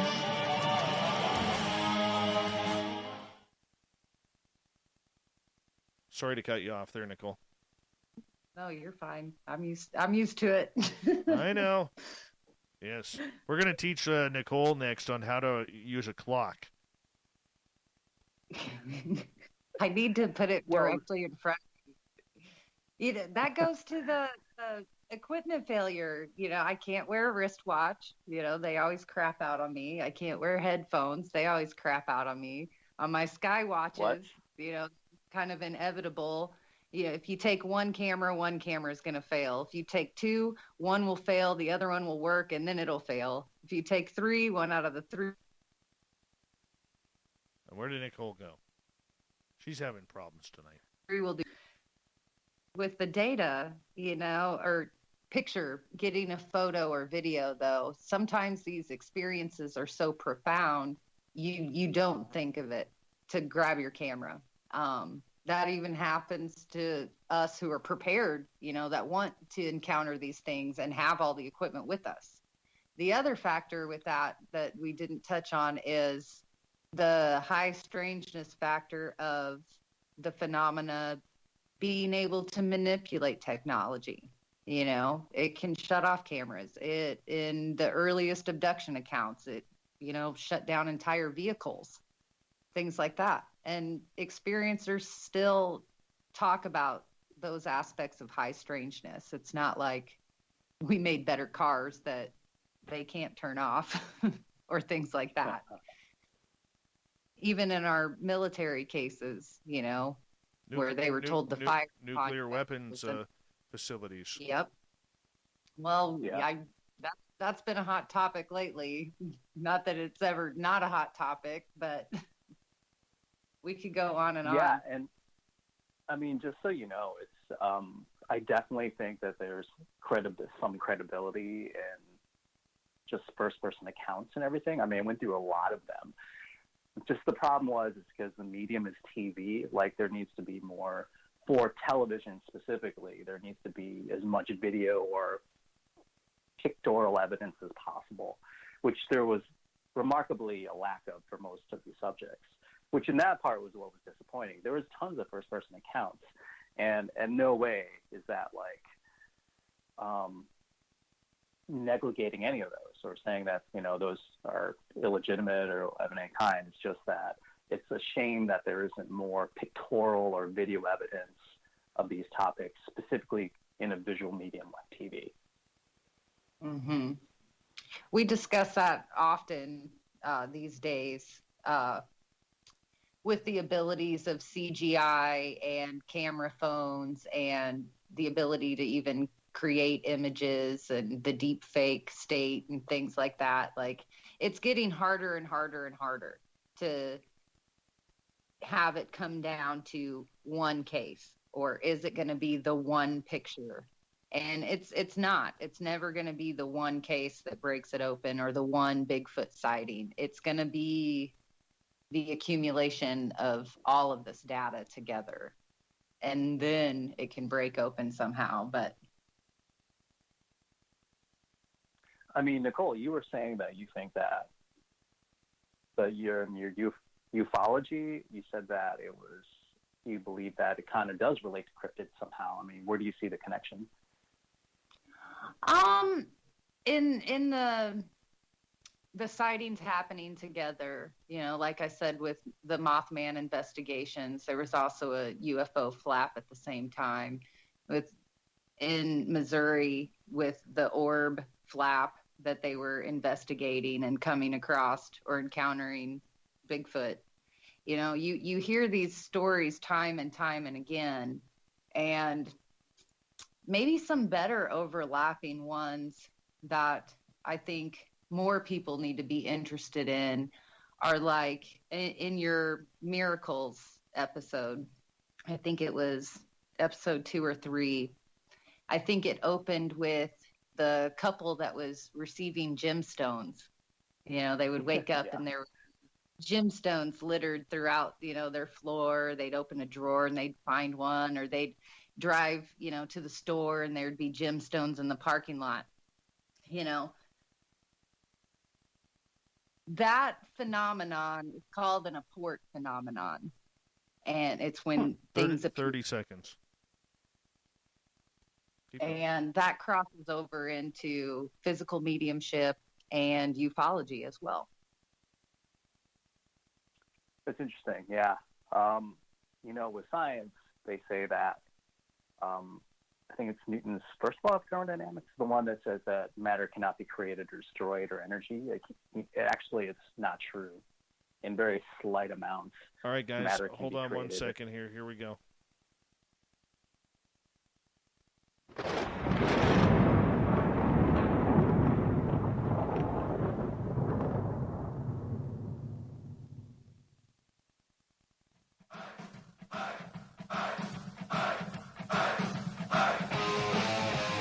We passed the halfway point of Spaced Out Radio tonight. My name is Dave Scott. thank you so much for choosing to share your evening with us. We really do appreciate it. I want to remind you that if you've missed portions of this show or others, check out my free archives by going to youtube.com/Spaced Out Radio. Do me the favor, hit that subscribe button. Our website is spacedoutradio.com, where we have a plethora of features for you, including rocking out to Bumblefoot and reading up on Captain Shirk's SOR Newswire.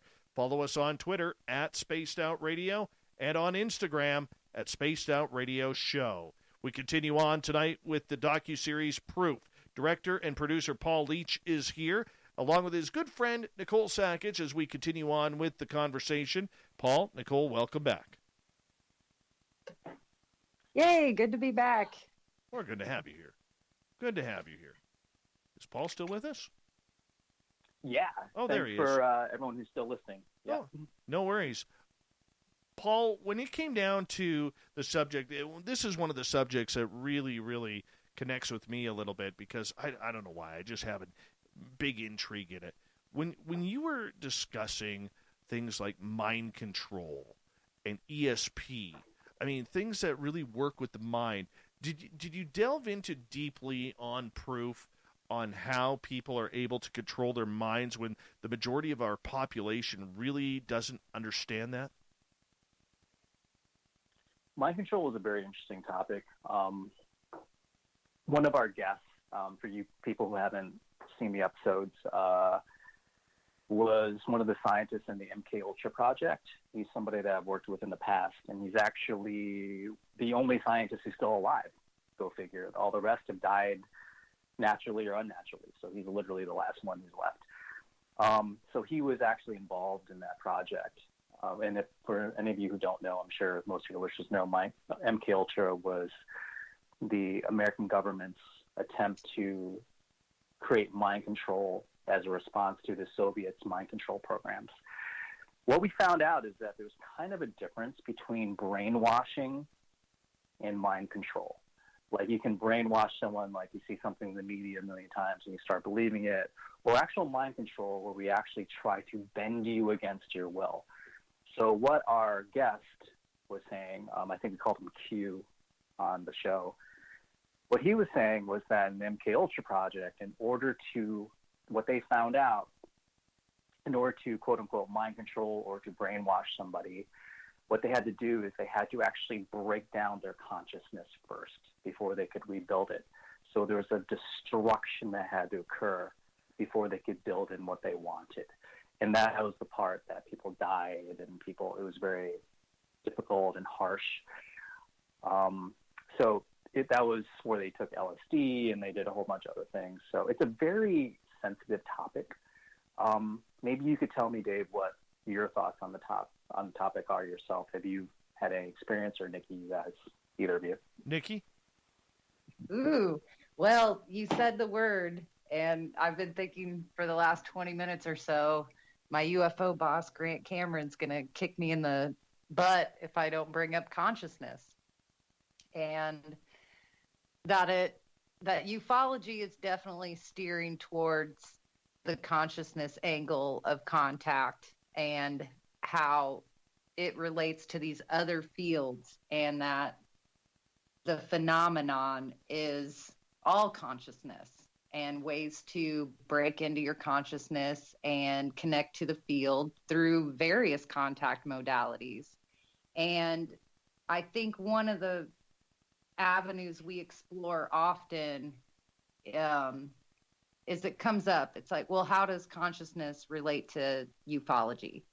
You know, lots of nuts and bolts researchers that still follow the extraterrestrial theory that these guys are visiting us from Alpha Centauri or another galaxy, and, you know, using that kind of technology to travel through the universe.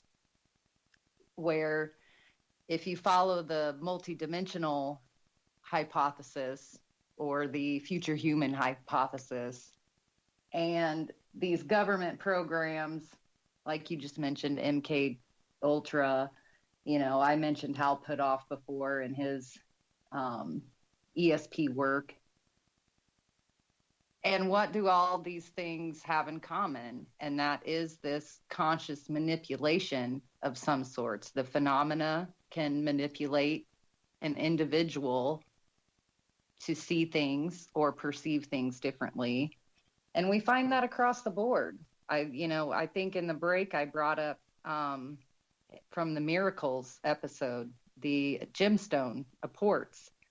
And that crosses over into physical mediumship, where, seances are held and communication with spirit is made and gifts are given. Gemstones might appear, or, various other objects. And I think that even crosses into Bigfoot stories that I've heard, where Bigfoot might give a gift, this gift exchange idea going on. And then I think of other experiencers like Chris Bledsoe. Doesn't he have marbles that appear, and then he can gift them to people, or they'll show up for people that come to visit him? It's strange, but it's when you're a multi-experiencer, these things start making sense. Like how I described my missing time pause also felt like my out-of-body experience. It's like there's that in-between place of it's the same. And it's hard to put into words. Other people can describe it more beautifully than I can. Well, I think this kind of goes back to what we're talking about the possibility of womb theory. The idea that you have organs that are meant for when you're in the womb for the outside world, and that even now, if we're in another womb, we talked about, that negative space. What are the organs? What are the things that we can't do, but that we actually have organs that are meant to be interacted with?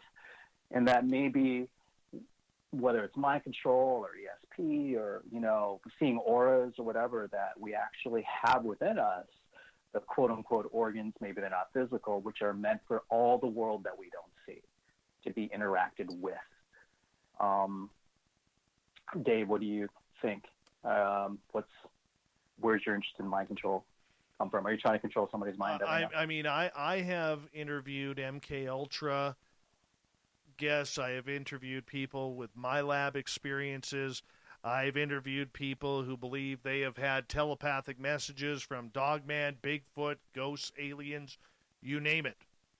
And the one thing that is consistent with it all is that the message was very, very real, even though they cannot prove it. Take, for instance, there have been multiple reports of hunters who have filed reports with Bigfoot and Sasquatch, and along with Dogman, who say they raised a rifle to this creature thinking that it was going, for their own safety.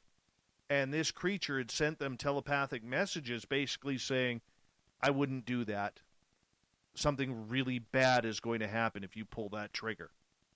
I mean, is that just fear that is coming out of the person, or is that true telepathy that is happening? I mean, minds work in strange and mysterious ways, and we don't know how they are doing it. We don't know how they are understanding it.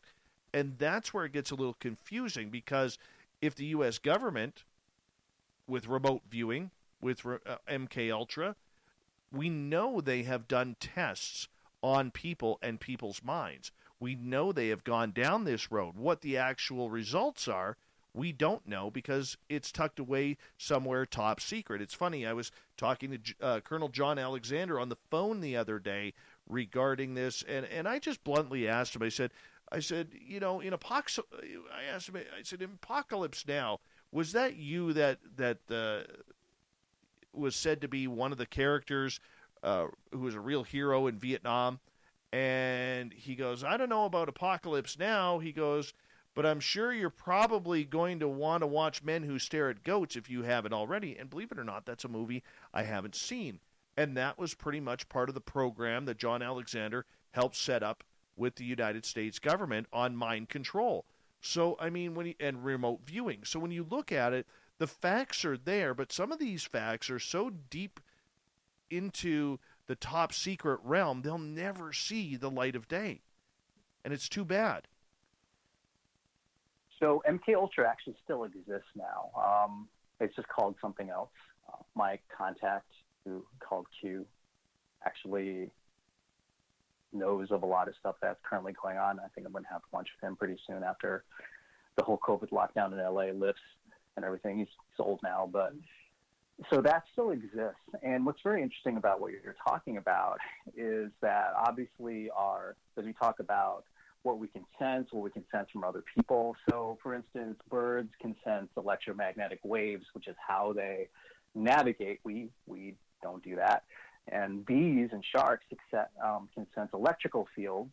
You know, that's how a bee knows if a flower has been pollinated or not, by changing the electrical field. I mean, have you ever asked yourself why a million bees don't pollinate the same flower 2 feet away from their hive? I mean, because they know it's been pollinated already.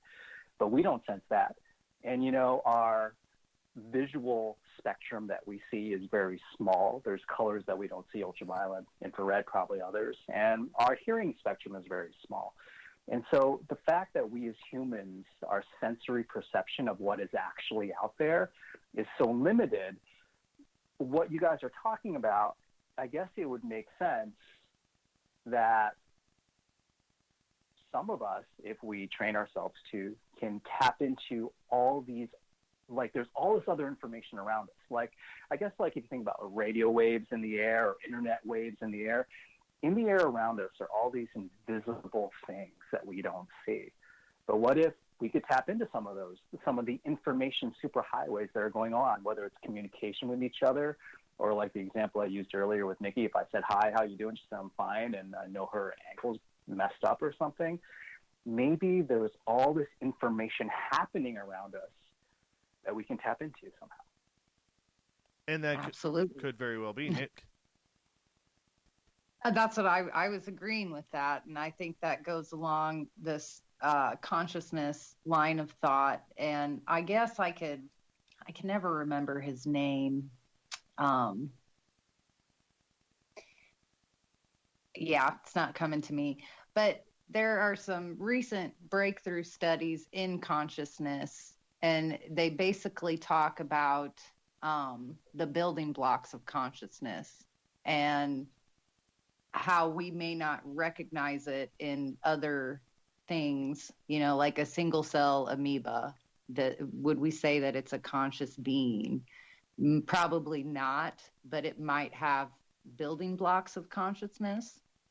And so I know they're exploring those kinds of routes. And I guess maybe to wrap it up a little bit, you know, this goes to that right brain, left brain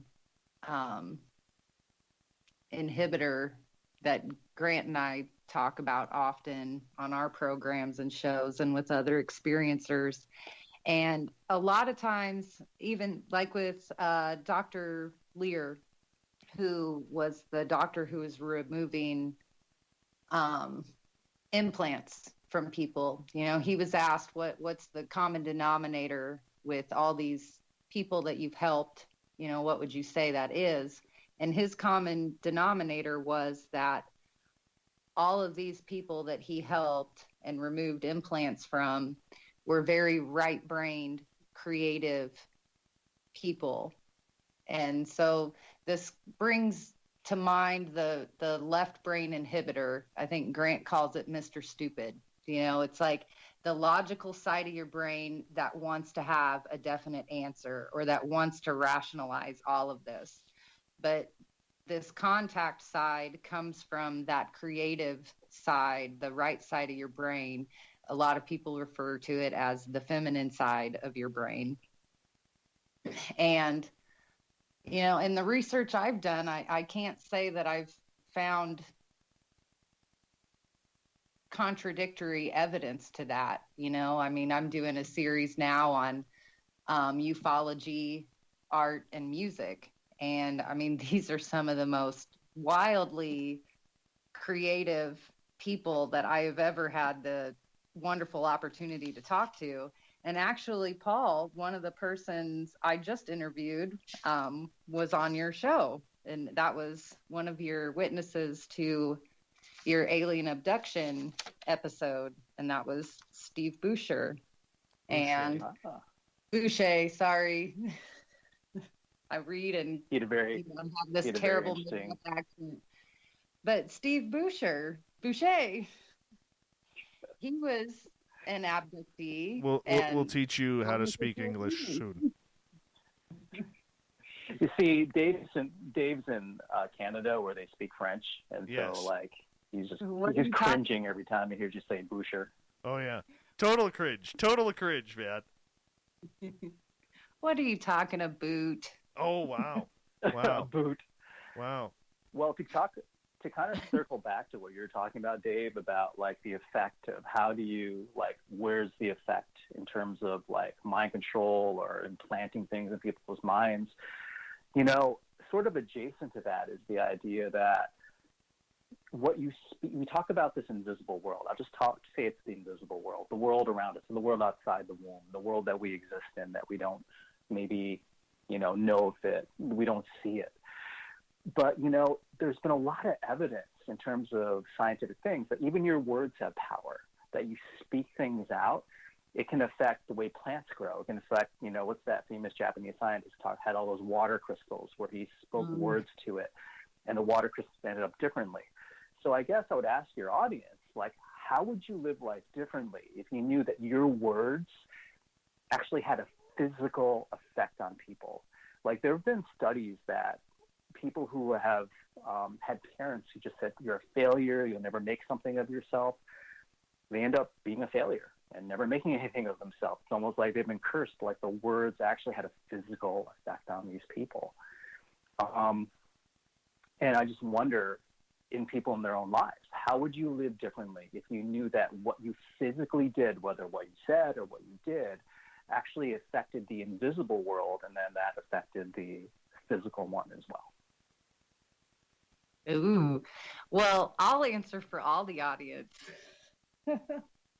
if I can. Go for it. Where I will say this plays into those of us in the field that are trying to get in, finger quotes, in the field. And this speaks to CE5 contact or HICE, human initiated contact initiative. I forget how that ends. Or even the Rama folks, it all comes down to, and this is new lingo for me. I've come a long way in a year from my nuts and bolts research to this, but we talk about raising our vibration. And as much as this, sounds like, oh, kumbaya, let's all get together and hold hands and the world's going to be perfect. It is a collective, and what you bring into the experience, is what you're going to get out of it. So if you're, like Paul, you just said, if you're raised your whole life, and told you're going to be nothing, you're probably going to be nothing.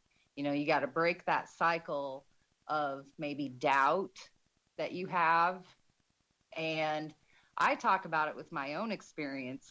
I physically had a day where I was like, okay, I'm going all in with this. It's a leap of faith. I know I'm going to eat a lot of crow from the research stances I've taken in the past, but I'm going to do it. And that's when the phenomena changed for me.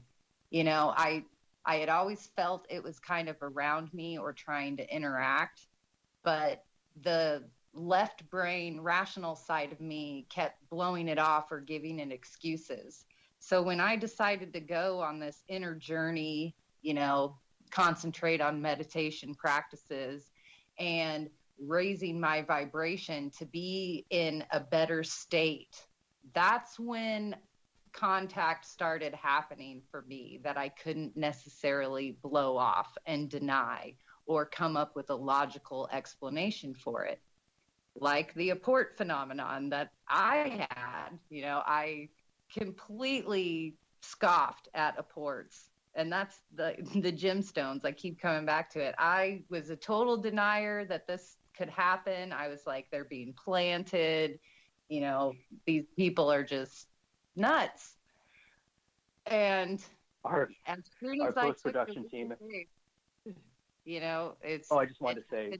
Go ahead. Go ahead, Paul. Oh, I was just going to say, when you talk about the gems, our post-production team in South Africa thought that was ridiculous. Every time we had a meeting on WhatsApp, like they were like scoffing at that whole thing. They thought that was the silliest thing in the world. My UFO boss had researched extensively into apports, and right before I started collaborating with him, he had done a couple podcasts on his research, and one of his stories was feathers. And these feathers kept appearing to people, I guess, in his research bubble at the time, you know, and it wouldn't be like a feather, you know, oh, here's a bird, it just left a feather. It would be like these swarms of feathers, and then nothing would happen, and then the feathers would happen to somebody else. It's like everybody was getting a feather. And I just kept laughing at this. I was like, oh, whatever. Pigeons fly all over the place. Feathers blow around. Birds nest, all this stuff. And I was listening to this one day at work, and it was the next day at work. I'm inside a building in a kitchen, no less, because that's what I do. I cook. And I kept finding feathers. And I'm like, you gotta be kidding me. The back door had to be open. Something blew in, all this stuff. I'm still blowing it off. And then I reach in my breast pocket where chef coats have a breast pocket. And I reach in there, and what do I pull out? A feather. And it just completely changed my scope of what something was trying, like that trickster that we always talk about. It messes with you a little bit. But that was like my woo slap. And I started investigating apports. And actually, Paul, in California, I think there is the largest collection of apports in the United States at a university, I want to say Stanford. Right. And the second biggest collection is in Manitoba, Canada. Manitoba, yes. We don't have to say Canada. I do in the States. Well, everybody will, where's Manitoba? Is that next to St. Louis? That'd be like me saying St. Louis, America. Yep. Sorry. St. Louis, America, Los Angeles, America. We only have about 40 seconds here before we have to say goodnight to you two. Paul, I want to say thank you so much for coming on Spaced Out Radio on Nicole's recommendation. I had a lot of fun with you tonight, man. And do us a favor, tell everybody in our audience once again where we can find your docuseries Proof. Absolutely. It is on Amazon Prime. Just look under Proof. It's free for Prime members. You don't have to pay anything. And thank you very much, Dave, and thank you, Nikki, and thank you, Spaced Out Radio Group. Thank you for listening. Hope you weren't bored. I don't think they were. Nicole, thank you so much as well. Dave, it's always a pleasure to come on your show. And Paul, it's so wonderful being able to catch up with you and chit-chat. And I think we'll be talking more now. Absolutely. Yeah. Absolutely. Tell Natalie I'm sorry. All right, we're going to move on here. Thank you, Nicole Sakach, Paul Leach, for coming on Spaced Out Radio. Coming up next, the next hour, yes, it's going to be a good one. We're going to break down what happened with the To the Stars Academy and what could be their potential future next on the Mighty SOR.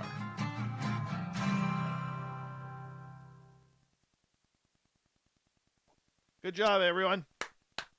Yay. Hey, thanks, Dave. Thanks, Nikki. No problem. Paul, it was a great first time on. Yeah, you did well. Did well. We'll clap for you. There you go. Hey, well, thanks for the opportunity, guys. Huh? What? I said we only covered half the episodes. Yeah, there were some interesting things that happened that didn't make the episodes. There's one in the demon possession episode that was very interesting in our interview and stuff. But anyways, I appreciate you having me on. Thank you. The time. Paul, is there going to be a season 2? I don't know. That's a good question. I guess we'll figure that out. Not sure You'll yet. have to post it. We could give you lots of ideas. All right. Yeah, we'll help you out with that. We'll help you out with that, my friend. Paul, got to let you go. That. Nicole, I'm going to... Take care, guys. Yeah, take care, Paul. Bye, Paul. Nicole? Yeah. I'm going to ask, did you want to stick around for this next hour, or did you want to say goodnight? It's up to you. I was hoping you'd let me hang out just because this is such awesome breaking news that then you can hang out with me. I'll be right back. I'll be right back, though, okay? Yeah, me too. I got to let my dog out. All right. Here we go. We'll be right back. Hello, Space Travelers. It's me again, Carl. Don't forget to join the Space Travelers Club for just $5 a month. And follow Spaced Out Radio on Twitter @Spaced Out Radio. Our Instagram, Dave Scott SOR. Our Facebook page is Spaced Out Radio Show. Our archives are free at youtube.com/Spaced Out Radio. Come rule it up with Spaced Out Radio today. Bye! Hello, this is your guitar man, Ron Bumblefoot Paul, and I have to tell you, I love the response I get from Little Brother is Watching from Spaced Out Radio fans. It's amazing how music can inspire and make us think deeper about what's going on in the supernatural world. You can head over to my website, bumblefoot.com, to check out my music, my guitar workshops, my touring, even check out some of the hot sauces that I make. Be sure to keep on listening, because with Spaced Out Radio, you know Little Brother is watching. Looking for creative ways to get your company out in the public? How about advertising on Spaced Out Radio? Our sales department is waiting to hear from you, and we can work around any budget. From commercial spots to banners to special promotions, there are many opportunities to get your name and product out to our SOR listeners. For a price guide and more information, please contact us at sales@spacedoutradio.com. Hey, Space Travelers, this is John Wesley. If you know anything about our website, you know we like to do things a little different. We're not some fake station. Our goal is always to then you give those items directly to the underdog who goes. To become a donor to Space Out Radio, it's a charity. By charity.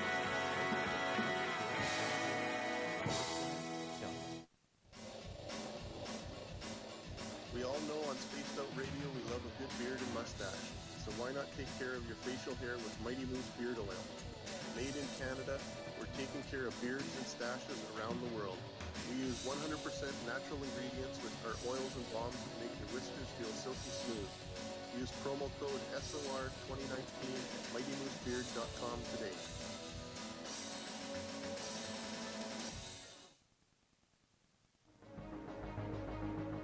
Hello everyone, this is Ryan Stacy, Spiritual Support Association, otherwise known as PESA. We're glad to team up with Space Out Radio to help investigate your experiences. All right, I'm back. Hold on, let me put my headphones Me too. let me put my headphones on here.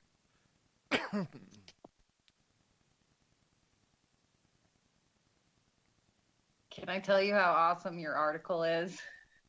No. I read it like 3 times already. My goodness. My goodness. I'll sign you an autographed copy. How about that? Woohoo! I'm going to, actually, I'll say this when we get back on air. We got about 90 seconds.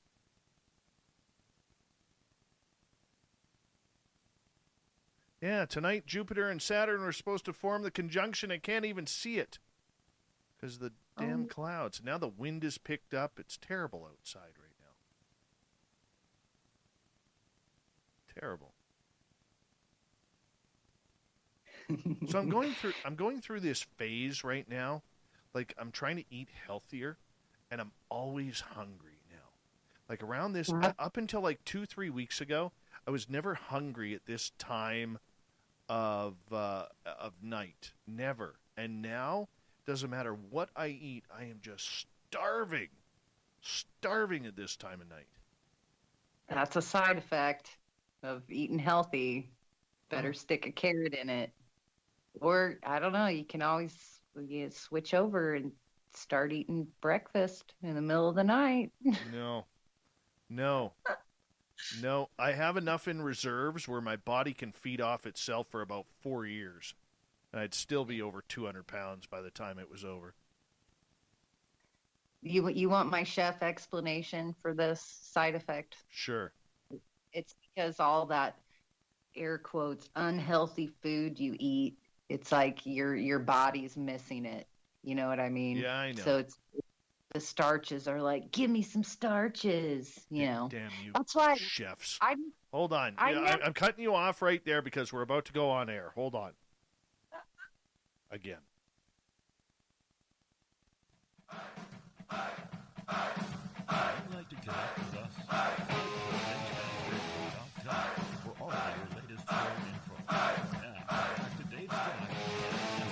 Third and final hour is underway tonight. My name is Dave Scott. Thank you so much for being with us. I really do enjoy you all tuning on in. We welcome back everyone listening in on our terrestrial affiliates around North America, digitally on KPNL, TalkStream Live, and Revolution Radio.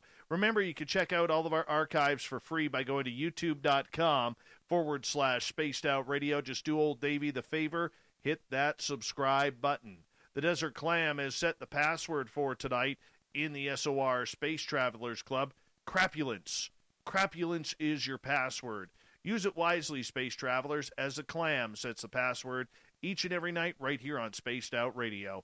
Our website is spacedoutradio.com, where we have a plethora of features for you, including rocking out to Bumblefoot and reading up on Captain Shirk's SOR Newswire. Follow us on Twitter at Spaced Out Radio and on Instagram at Spaced Out Radio Show.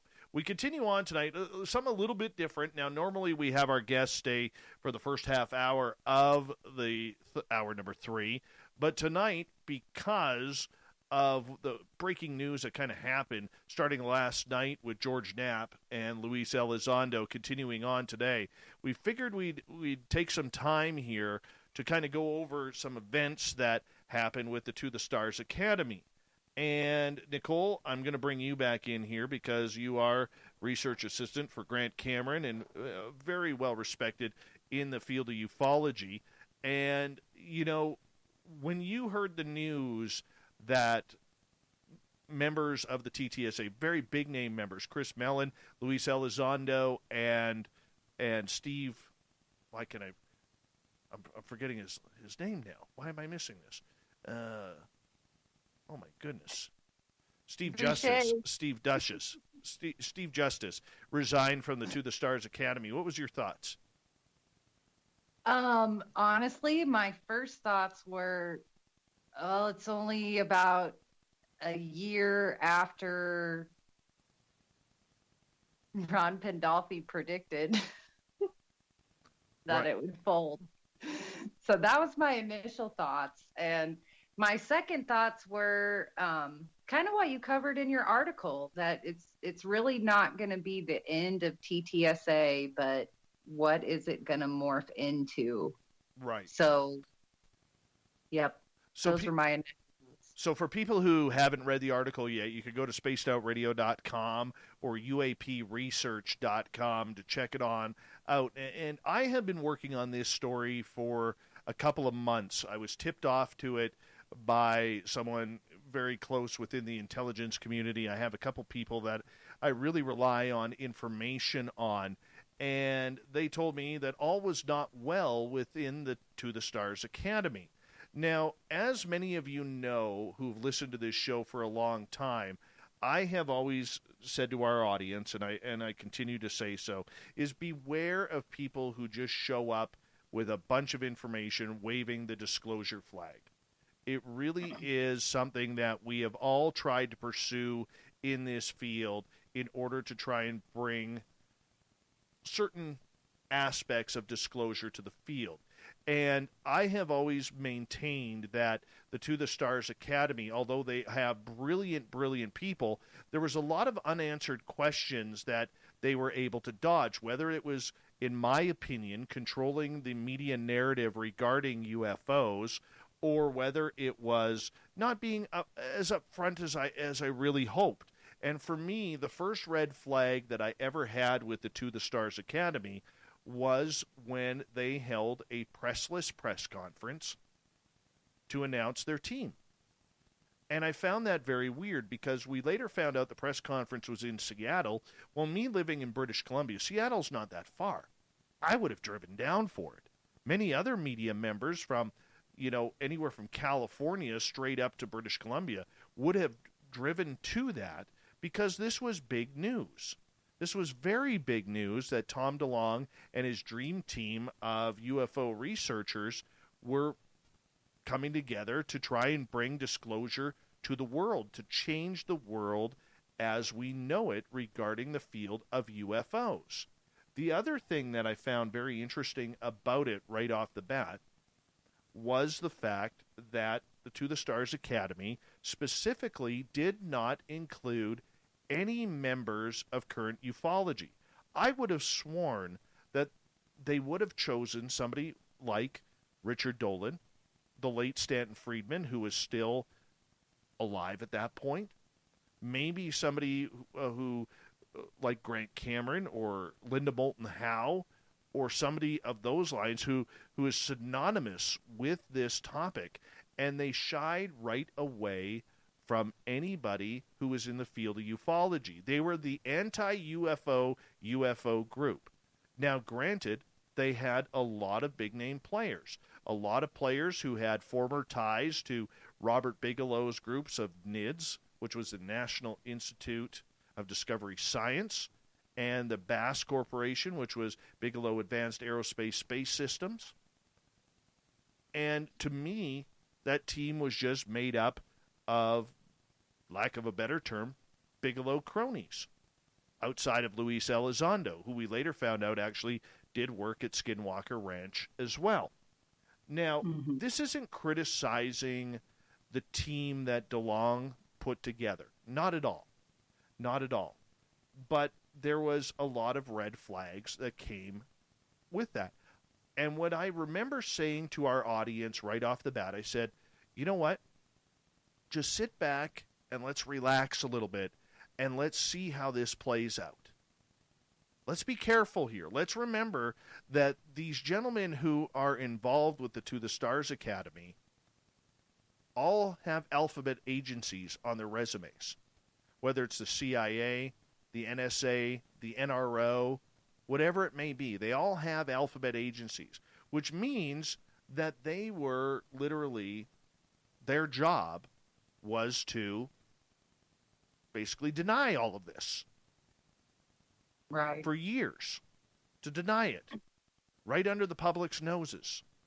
And now they're supposed to be our best friends and have everything that was supposed to, have every part of the public be under their watchful eyes, that they were going to now do the public good after years. And I'm not saying these gentlemen in particular, but the groups that they were associated with, at placing disinfo, at ruining some people's lives. And or at the very least, just not being transparent. Now, we do also have to admit that over this time, the To the Stars Academy did some great work. They brought out the 3 videos. Okay? They took this subject from a fringe media and made it mainstream. They had millions upon millions of people watching this on news outlets, on different newspapers and television shows, radio programs outside of this one, and many others. Okay? And they did good work. They got rid of the Twilight Zone music, the X-Files music, the stupid puns that reporters and journalists would make on this subject. They got rid of that. But things have changed. I found out about this story a couple of months ago, as I stated. And I started digging. I started slowly asking some questions. The reason why is when you're tipped off to something as a journalist, you don't want to come out dashing and being very loud about it because you don't know who may have the scoop and who doesn't. Now, obviously, because George Knapp, who is a legend in my mind, a hero of mine in this field, is very tied to the people surrounding this story, I assumed right then and there he would have it, that he would be one. So my mind started creating, what can I do to outscoop George Knapp? Little did I know that I couldn't, because he broke it. But that's okay. That's okay. So I started asking a bunch of questions to sources, some known, some not, including Science Bob McGuire. That's one name I'll give up.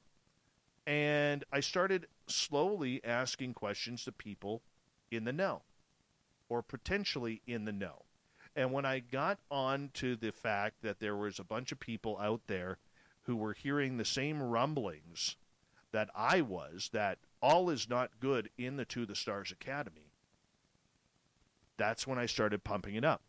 Started going to my sources saying, look, I need to know that I'm working on this article. I want this story, and I need to know, is this falling apart? And some of those sources who are close to the scene said, I'm not here to say yes or no, but you're on the right track. Now, for me as a journalist, I know what that means. I totally know what that means. That's like, keep going, keep pressing, go for it. I'm not giving you anything else, but you're heading in the right direction. And so that's where the ball started going. And we were able to put out the story today on spacedoutradio.com and on uapresearch.com, which is the To the Stars Academy on the verge of collapse? Is it the end of the TTSA as we know it, or is it? Right? So over the years, when you start putting other things together, you start forming patterns, deep patterns. For instance, after Tom DeLonge went on the Joe Rogan Experience, he mysteriously disappeared from social media for a while. Then you find out from sources close that the rest of the TTSA board of directors, that he's the CEO of the company, were not happy with his performance. When you talk about whipping out your private parts, that doesn't go well with certain members who are used to government ways and government type language.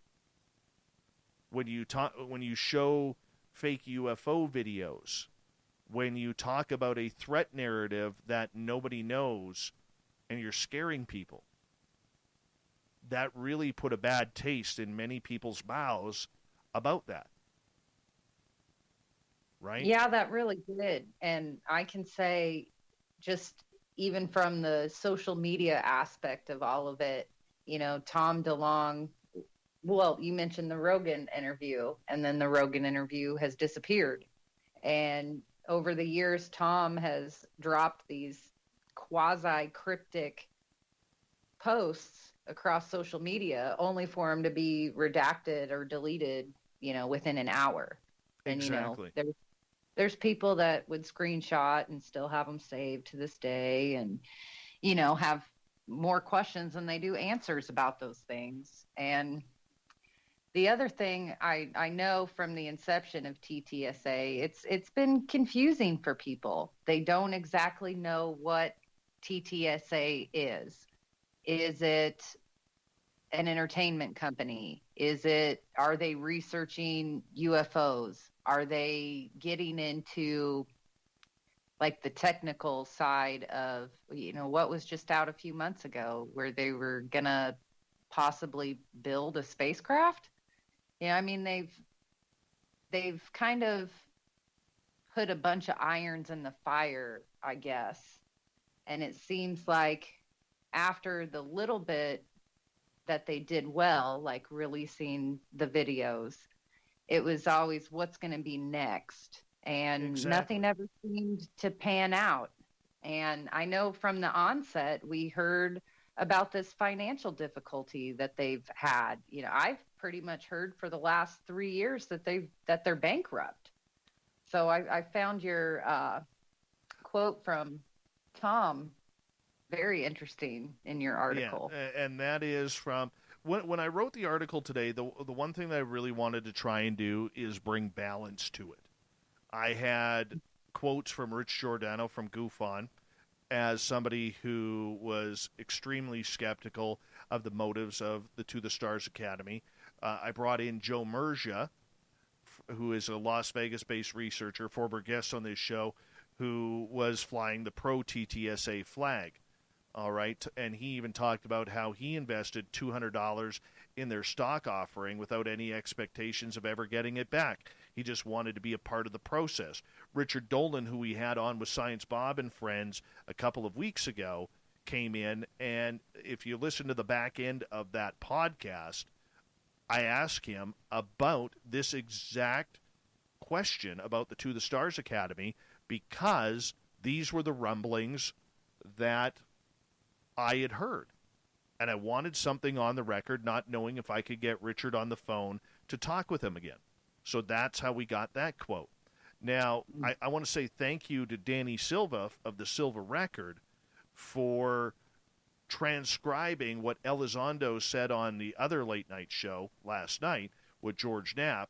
And this is what Elizondo said. I'm going to read it word for word here. He said, well, I can't speak for TTSA. You have to go through TTSA channels to ask them about TTSA. And I'll tell you, from my perspective, I love my friends at TTSA. They are incredible human beings, but I also have to say my mission has always been clear, George, and that was to pursue or push disclosure forward. That's it. I think after 3 years, I can look back, and I think we've achieved much of what we set out to do. TTSA, it's no secret, also focuses on the entertainment division. And, let's face it, guys like Chris Mellon and Steve Justice and myself, we're not entertainers. We're not. So very much like the History Channel project, we have accomplished our mission success. We have done more in 3 years collectively than anybody, I think, really expected us to achieve. Now it's time, I think, we shift from, it's like a car, right? I speak in car talk. I'm kind of a gearhead. So I think the time has come for the proverbial first gear to now go to second gear. We have enough momentum, enough inertia where we can shift gears and continue moving forward. And to do that with guys like me are looking at new and exciting ways to expand that conversation to an even larger audience while still staying true to our core of missions of disclosure. Now, there is also rumor out there that Chris Mellon, who is a former deputy director of intelligence, may be heading back to Washington, D.C. to help Joe Biden's staff when President-elect is finally formally brought into power on January 20th. And there's still some things up in the air about that, but I'm not going to go down the political road.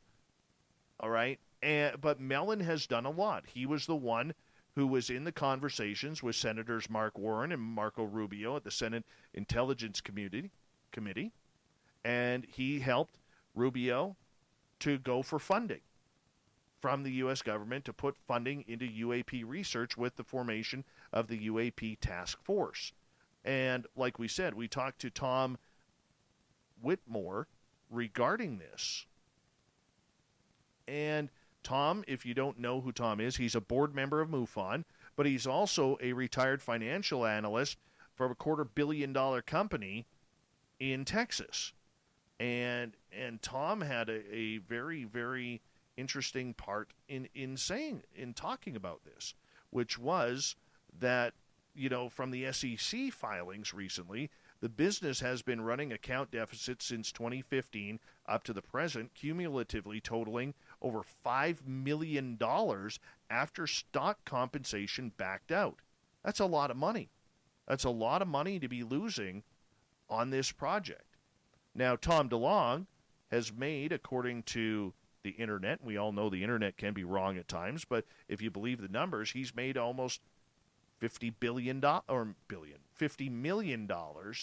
over his career. That's not including his other businesses That's just off his music. Could he afford to fund it? Sure. Could Chris Mellon afford to fund it? Sure. Mellon comes from the billionaire Mellon family. They could all afford to run it. That wasn't a real issue. Right? So what was happening? And what is behind the scenes, that's what we don't know. Now, word is, many of them are not happy with DeLong himself. The rock star is very much focused on entertainment. He's also been very focused on the negative aspects of the threat narrative. And he's been uncontrollable on social media when it comes to the entire topic. And that, for many in the group, maybe, and I'm saying this without knowledge, but maybe that was the reason why, or one of the reasons why, many felt it was time to go. Because when you're dealing with people on that level, there is a sense of professionalism. And Science Bob McGuire, and for people who may not know Bob that well, Bob's a pretty intelligent guy. Bob's a very intelligent guy. Highly credentialed. Okay, he's a retired chief scientist of the Hume Center for National Security and Technology at Virginia Tech University. All right, this is a guy who literally was training scientists to be spooks. And he said, I believe that the TTSA was going nowhere with Tom DeLonge since he revealed General McCaslin's name in an email to John Podesta, and WikiLeaks got it and published it. The only part that might survive is the entertainment division. Well, when you look up who General McCaslin is, this is somebody who was part of the Joint Chiefs of Staff under two presidents, and also pretty much had the keys to the Special Access Program Committee. So basically, he had the keys to the Wu files. And when his name got out regarding that, that's where a lot of people in the intelligence community started looking back saying, well, what the heck is going on here? What is going on? And that was difficult. That was difficult for a lot of them to put up with. Now, WikiLeaks, let's be honest, is not Tom DeLonge's fault. It's not his fault whatsoever. You could blame Julian Assange for that. And wherever he gets his information. Whether it's from insiders, whether it's from the Russians, who knows? Who knows? But wherever he gets it from, that's where there was issues. So now, according to Silver Record, Danny Silva, and Mystery Wire, which is owned by George Knapp, Elizondo, Mellon, and Justice have resigned from the To the Stars Academy.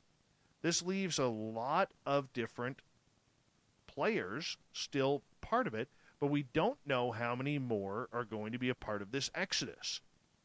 These are when you lose your two big stars, it's like the Lakers losing both Shaq and Kobe in 1 year, or both of them deciding, hey, we're out of here. Hey, we're out of here. That's what it's like. That's the power of what it's like. And I don't know how the To the Stars Academy, which is a company, can really survive in the UFO field without those two. But we'll talk more about that when we get back. Nicole Sakach sitting with me here on Spaced Out Radio as we continue our conversation about the To the Stars Academy. It's the end of the road, or the end of the TTSA as we know it, or is it? It's a big story out today in the UFO field. Affects everybody who's had a sighting, has interest, or has been taken. We'll talk more about this coming up in the final half hour of Spaced Out Radio right after this.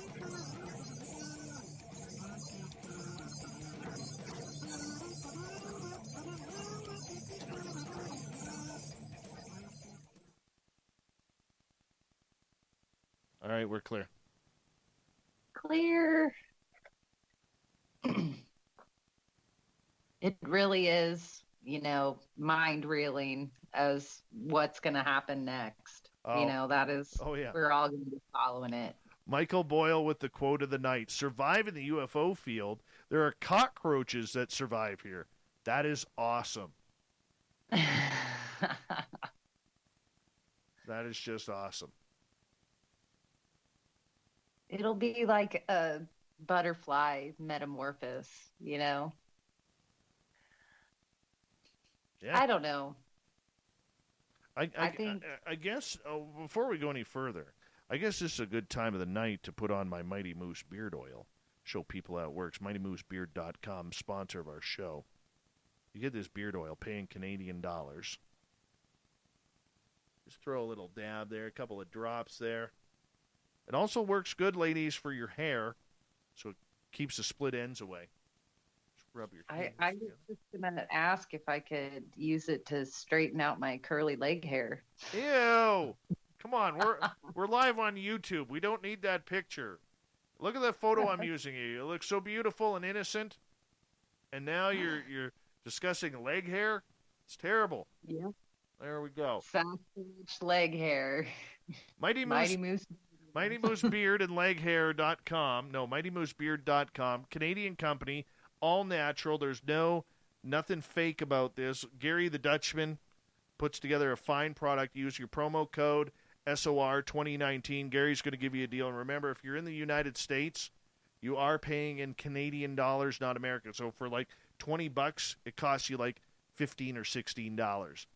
You know, that's it. That's it. MightyMooseBeard.com. And you smell good. And, you know, Michael Boyle wants to see your leg hair, by the way. You can send him a picture, Dave. Ew, I don't have a photo of that. I deleted that. So Didn't I announce that until all you guys shave off these beards and I can see a face, that I'm letting my leg hair grow? My COVID leg hair. now I got to tell you, my dad. I was FaceTiming with my dad yesterday, and my dad's a workaholic, and he's 71 years old, but he refuses to quit his job. Right. So I said to him, he goes, "When are you going to shave and cut your hair?" I said, "When are you going to quit your job?" He goes, "Never." I said, "Then I guess we got a deal." Yeah. I just miss seeing faces, you know, and now, I mean, it was beards for a long time, and now it's beards and masks and, you know, yeah. It's like, what happened to all the guys' faces? Rafaela Hans, welcome to Spaced Out Radio. I see you're just passing through. Can't stay long, but we're here every Monday through Friday night. Come join us sometimes. Thank you for joining us. Appreciate it. Oh, Surf Jerry, I want a picture of your beard. And if you ever shave it, I want it for the studio. Send it to me. Yeah. Got a good crowd tonight. It is good. 137 people sitting on through here. Woo. It's cool. It's cool. Hi, gorgeous Teresa. Let's see here. We have just over 1 minute here. About 90 seconds. Oh, my goodness, Miss Pickles. That's terrible. Could the Mighty Moose condition other hair? Wow. Wow. It's all natural. Yep. I'm going to say yep. Probably. I just haven't gone there yet. I just don't feel I need to go there. Does Mighty Moose Oil have products just for women? That would probably be the way to. You know what? I'm gonna hit up Gary for that. Gary the Dutchman, if you're listening. All right, you need a women's line. Honestly, you need a women's line. Spookles the cat. It's only fair at this point, when Nicole shaves, she should send it to you. Okay, Nicole. I'm on. When you shave the leg hair, when you become Sasquatchless, all right, you put that in a Ziploc and you send that to SOR Studios. We will show the listeners. Oh, that sounds terrible. It does. You know the pottery that you could grow chia pets out of? Yeah. Or you could do like a chia whatever. That's what I'm envisioning right now. I'm going to glue all my leg hair to a chia pet. It's terrible. Send it terrible. to SOR. Hello, Tommy Lee, Ireland. Thank you, Dirty Filth, Alaska's greatest athlete, and Grendel for the super chats tonight. Remember, a good way to support this show is to go to facebook.com/the SOR Vault. Grab yourself some swag, hit that subscribe button, and here we go. Third,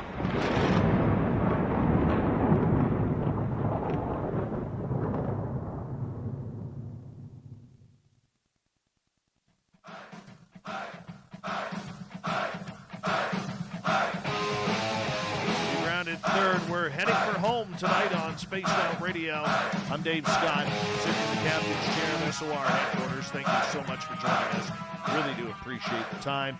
Want to remind you that if you've missed most of this show or others, you can check out our free archives by going to youtube.com/Spaced Out Radio. Do old Davey the favor, hit that subscribe button. Our website is spacedoutradio.com, where we have a plethora of features for you, including rocking out to Bumblefoot and reading up on Captain Shirk's SOR Newswire.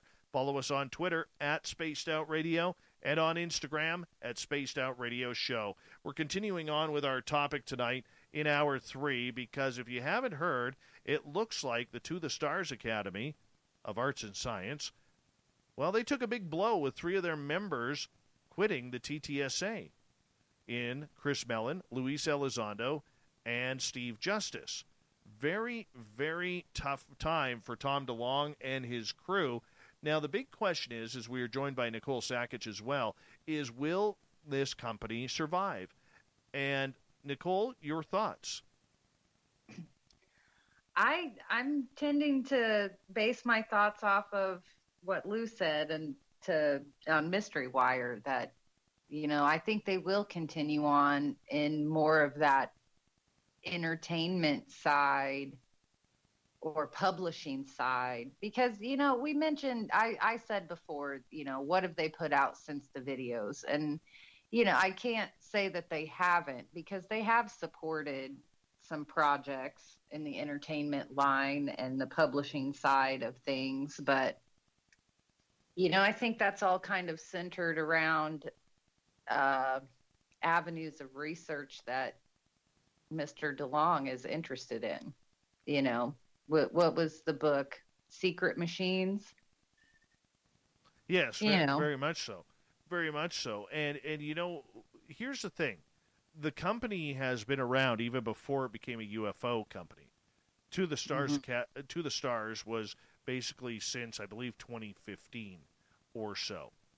And the one thing about it that I do know is this. There are many people who are in part of TTSA that have not come around or been public yet. If he wants to stay in the UFO community, losing his 2 big guns is very, very difficult to retract that or to build off of that.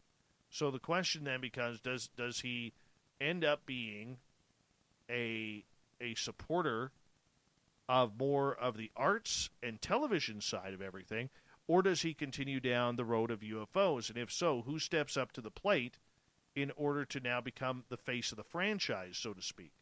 Because that would be something that they are going to desperately need after losing Elizondo and Mellon. And look, we don't know if there is bad blood or bad feelings. I don't think these gentlemen in their positions are going to come out and say, we quit because of Tom.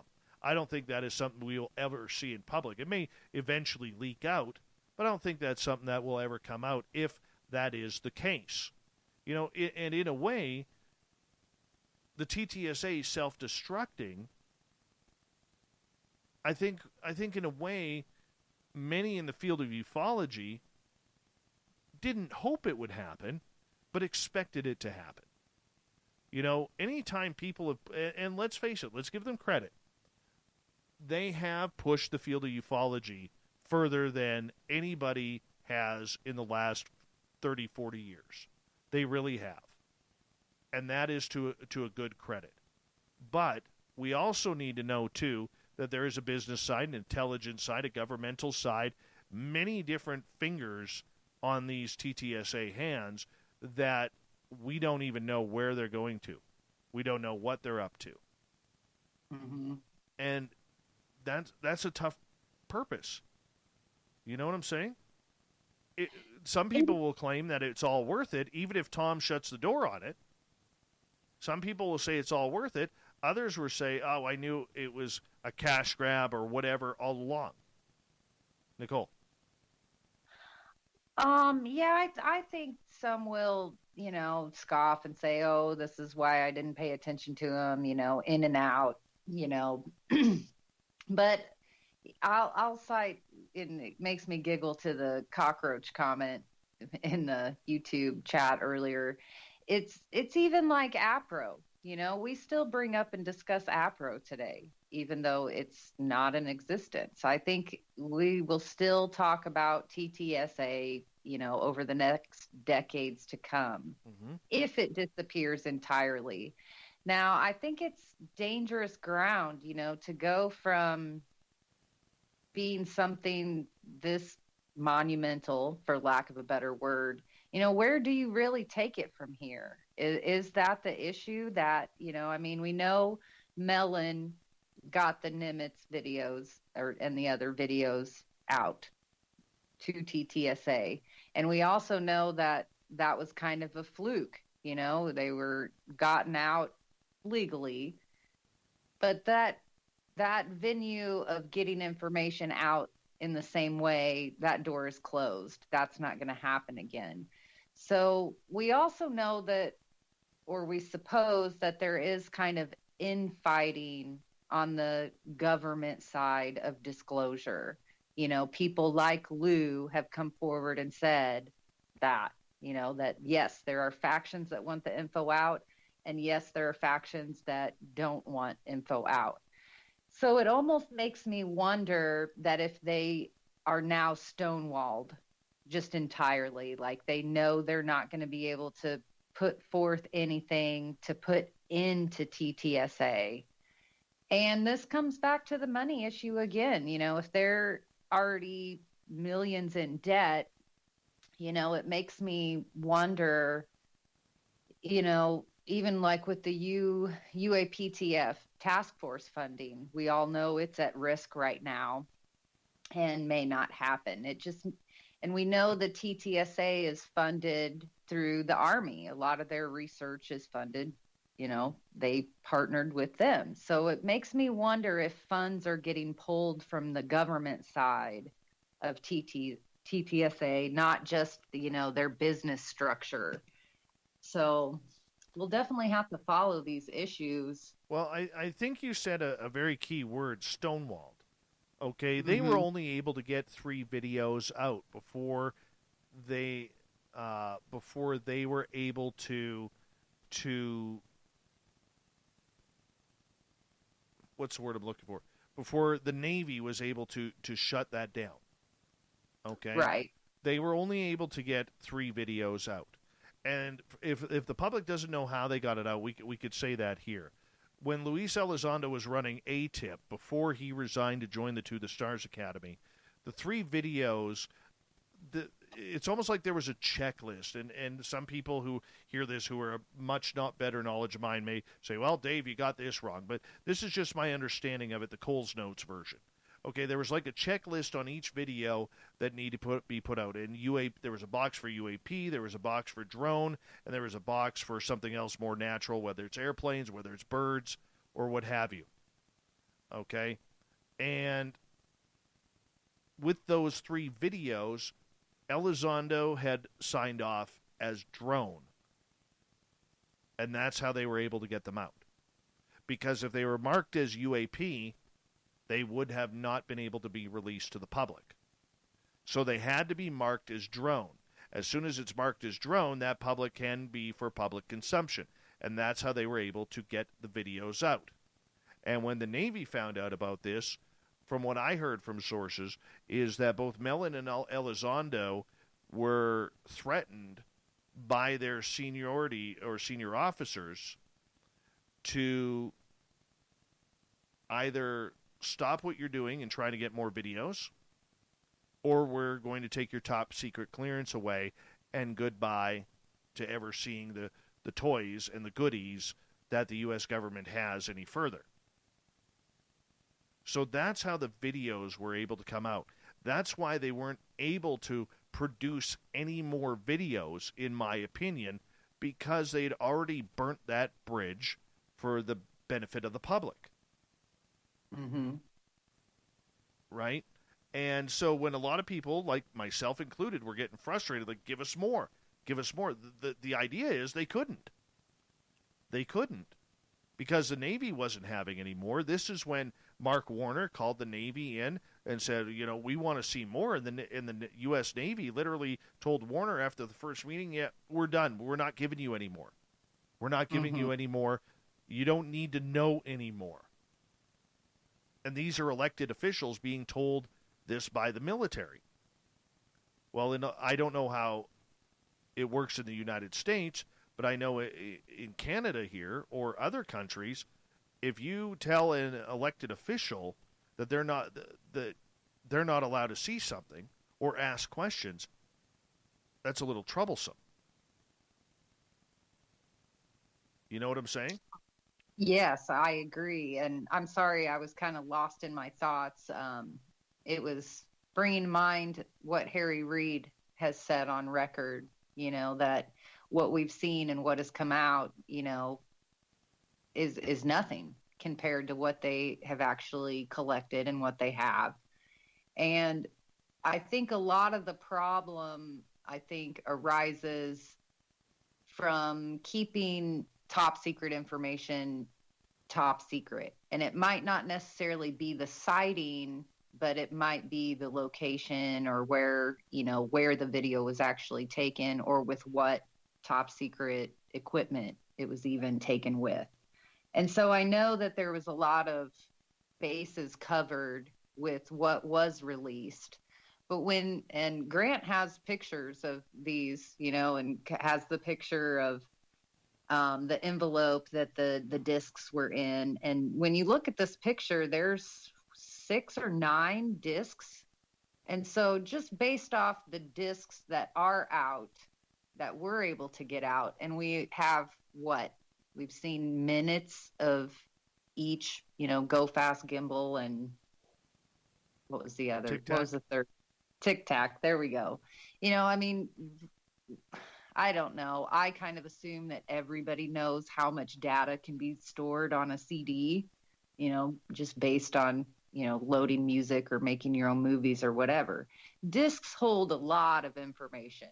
So after all these filters of covering, secret this or where we were for this location, top secret everything, I just find it hard to believe that the small amount of those videos is the only thing we could see. And I was hoping that more would come out from those videos, an extended version of, I know we talked about, or earlier on Goof On, you guys were talking about the gimbal.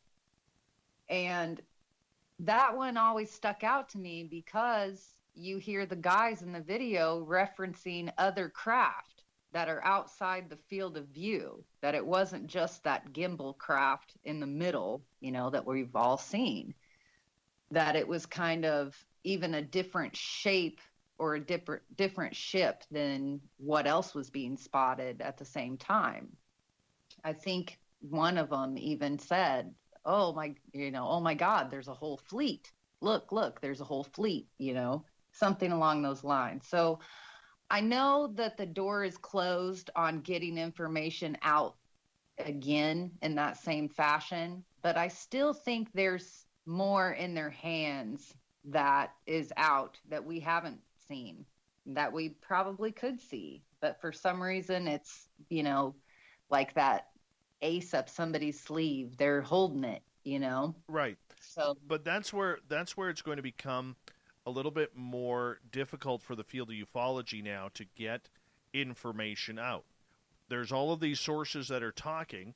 There's all of these people who are trying to get the message out from Washington, D.C. on out. The question is, are they going to be able to? And this is where constructive journalism, some like articles like Tim McMillan from The Debrief, who is, I think, an amazing writer on this subject, very highly connected. There's, other writers out there from Brian Bender to Tyler Rugaway and many others out there who are going to continue to push the foot to the gas pedal. And one of the things that I'm hoping with both Elizondo and Mellon, and maybe even Steve Justice, who didn't give many interviews, But I'm hoping that they are going to open up a little bit more, and instead of dodging media requests like they were previously and only going on certain shows or programs that seem to be to the Stars Academy, I hope that they actually take a chance to go on some great other shows out there so they can actually get some quality questions rather than butt kissing that they were getting before. Because there's a lot of pertinent questions that need to be asked. And I'm going to be writing an article. I'm hoping to get it out tomorrow. If not, it'll be in the next couple of days. But I'm hoping to get it out very soon. And it's going to be an op-ed piece, and it'll be on my site at spacedoutradio.com as well as uapresearch.com about why or some of the red flags that I saw with TTSA over the last 3 years. And hey, I will be the first one to say, I will give credit where credit is due. They did a lot of good work. They did. They did a lot of good work. And that's from Tom DeLonge all the way down. But in the end, what we do see happening is we do see a group that is fractured. We don't know how it's going to have been. And maybe if they would have, accepted being part of the UFO field, how much more support would they have had? How much more support would they have received? All right? I think it would have been folds, just folds more of support. I think they kind of cut themselves off at the knee, like you said, with their inception. Yeah, they have all these government powerhouses, and they had Tom DeLonge, who had the name and the celebrity and the interest to go behind it. But, where was the community represented at? There wasn't Richard Dolan. There wasn't Stanton Friedman. There wasn't a Grant Cameron. And I think that's where they sold themselves short. And I think that's where this kind of turmoil, could have been helped. I think Lou kind of alluded on Mystery Wire, that mission accomplished. They did what they set out to do with Unidentified and TTSA, and that was successful. So, to me, I was hoping he would give us a little more by saying, like we hear Grant say, or Valet even say, so what? It's another sighting. We know these things are here. Now let's get to the good stuff. I was hoping to hear Lou say he's ready to dive into that good stuff. That we know these things are here. Now let's get to the bigger picture. Well, but he didn't quite make that leap. Well, let's hope that Tom DeLonge has a few more, aces up his sleeves where he could maybe pull a Jacques Vallée to become the face of the TTSA. There's others still lurking around, like Jim Semivan. Our pal Melinda Leslie has a good working relationship with him and keeping in touch. And he has kind of reiterated to her several times that in light of the UAPTF, with this issue being pushed, that they're not going to back down, that they're going to keep pushing it until it gets into the political dogfight, that is the United States politics right now. And I really think that holding these people accountable to what they say they're going to continue to do is something we need to keep an eye on. Jim Semivan was more than expressive with Melinda by saying that TTSA does not view the phenomenon as a threat. And so it'll be interesting to see how people like him step up, if they do step up. And I also think it'll be interesting to see what UAP activists, disclosure activists like Steve Bassett and Paradigm Research Group how they're going to continue to push this envelope of disclosure via government. You know, now we've kind of said the iron's hot now. My fear is we're starting to see that iron cool off before we can strike with it, you know? And yeah, I think TTSA folding or these guys stepping down hurts the community at large. But I also know that big change comes from big change, you know, from big things happening. So I don't see Lou walking away from ufology after pouring his heart and soul credibility into it. So I'm actually excited to see where he's going to take it from here. I think TTSA will be okay, you know, like the cockroach, they'll survive somehow. And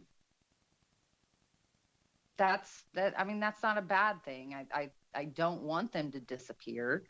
I think the more voices in the community, the better, honestly. Absolutely. And I really hope that they are able to find some way to keep going and be a little bit more positive. But I really do believe that somewhere, somehow, as great as it is to play with the big spooks, you still have to try and get the UFO community involved. There's smart people. Okay, there's very brilliant people in this field, and we have to be able to bring it forward. We totally have to be able to bring it forward. Maybe Tom will see that. Maybe he won't. We will soon see. It's not on us. He's the one with the multi-million-dollar investment. We're just the people from the outside. Nicole, thank you so much for coming on Spaced Out Radio with Paul Leach and hanging out with me for Hour 3 to talk about the To the Stars Academy article, which can be found at uapresearch.com and spacedoutradio.com. We got Mr. Ron Bumblefoot Thal rocking in the background with Little Brother is Watching. Bumblefoot is the official music of Spaced Out Radio, rocking us in and out of every single show. Get your horns up for the guitar god himself. Special thanks to everybody listening in at home, at work, in your cars, wherever you may be. Thank you to everyone in our chat rooms tonight. Hanging on out on Spreaker, YouTube, LDAB, Revolution Radio, Facebook, the Space Travelers Club, and on Twitter at hashtag Spaced Out Radio.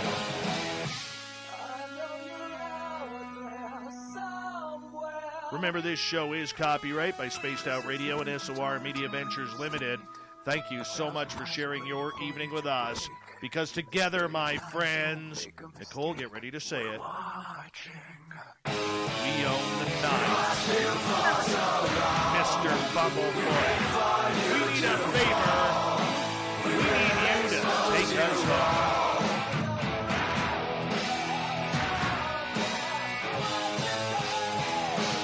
Yes, the Woo train has docked for the night, but tomorrow, my friends, we shall ride again. Your seats are always available. Your tickets never expire.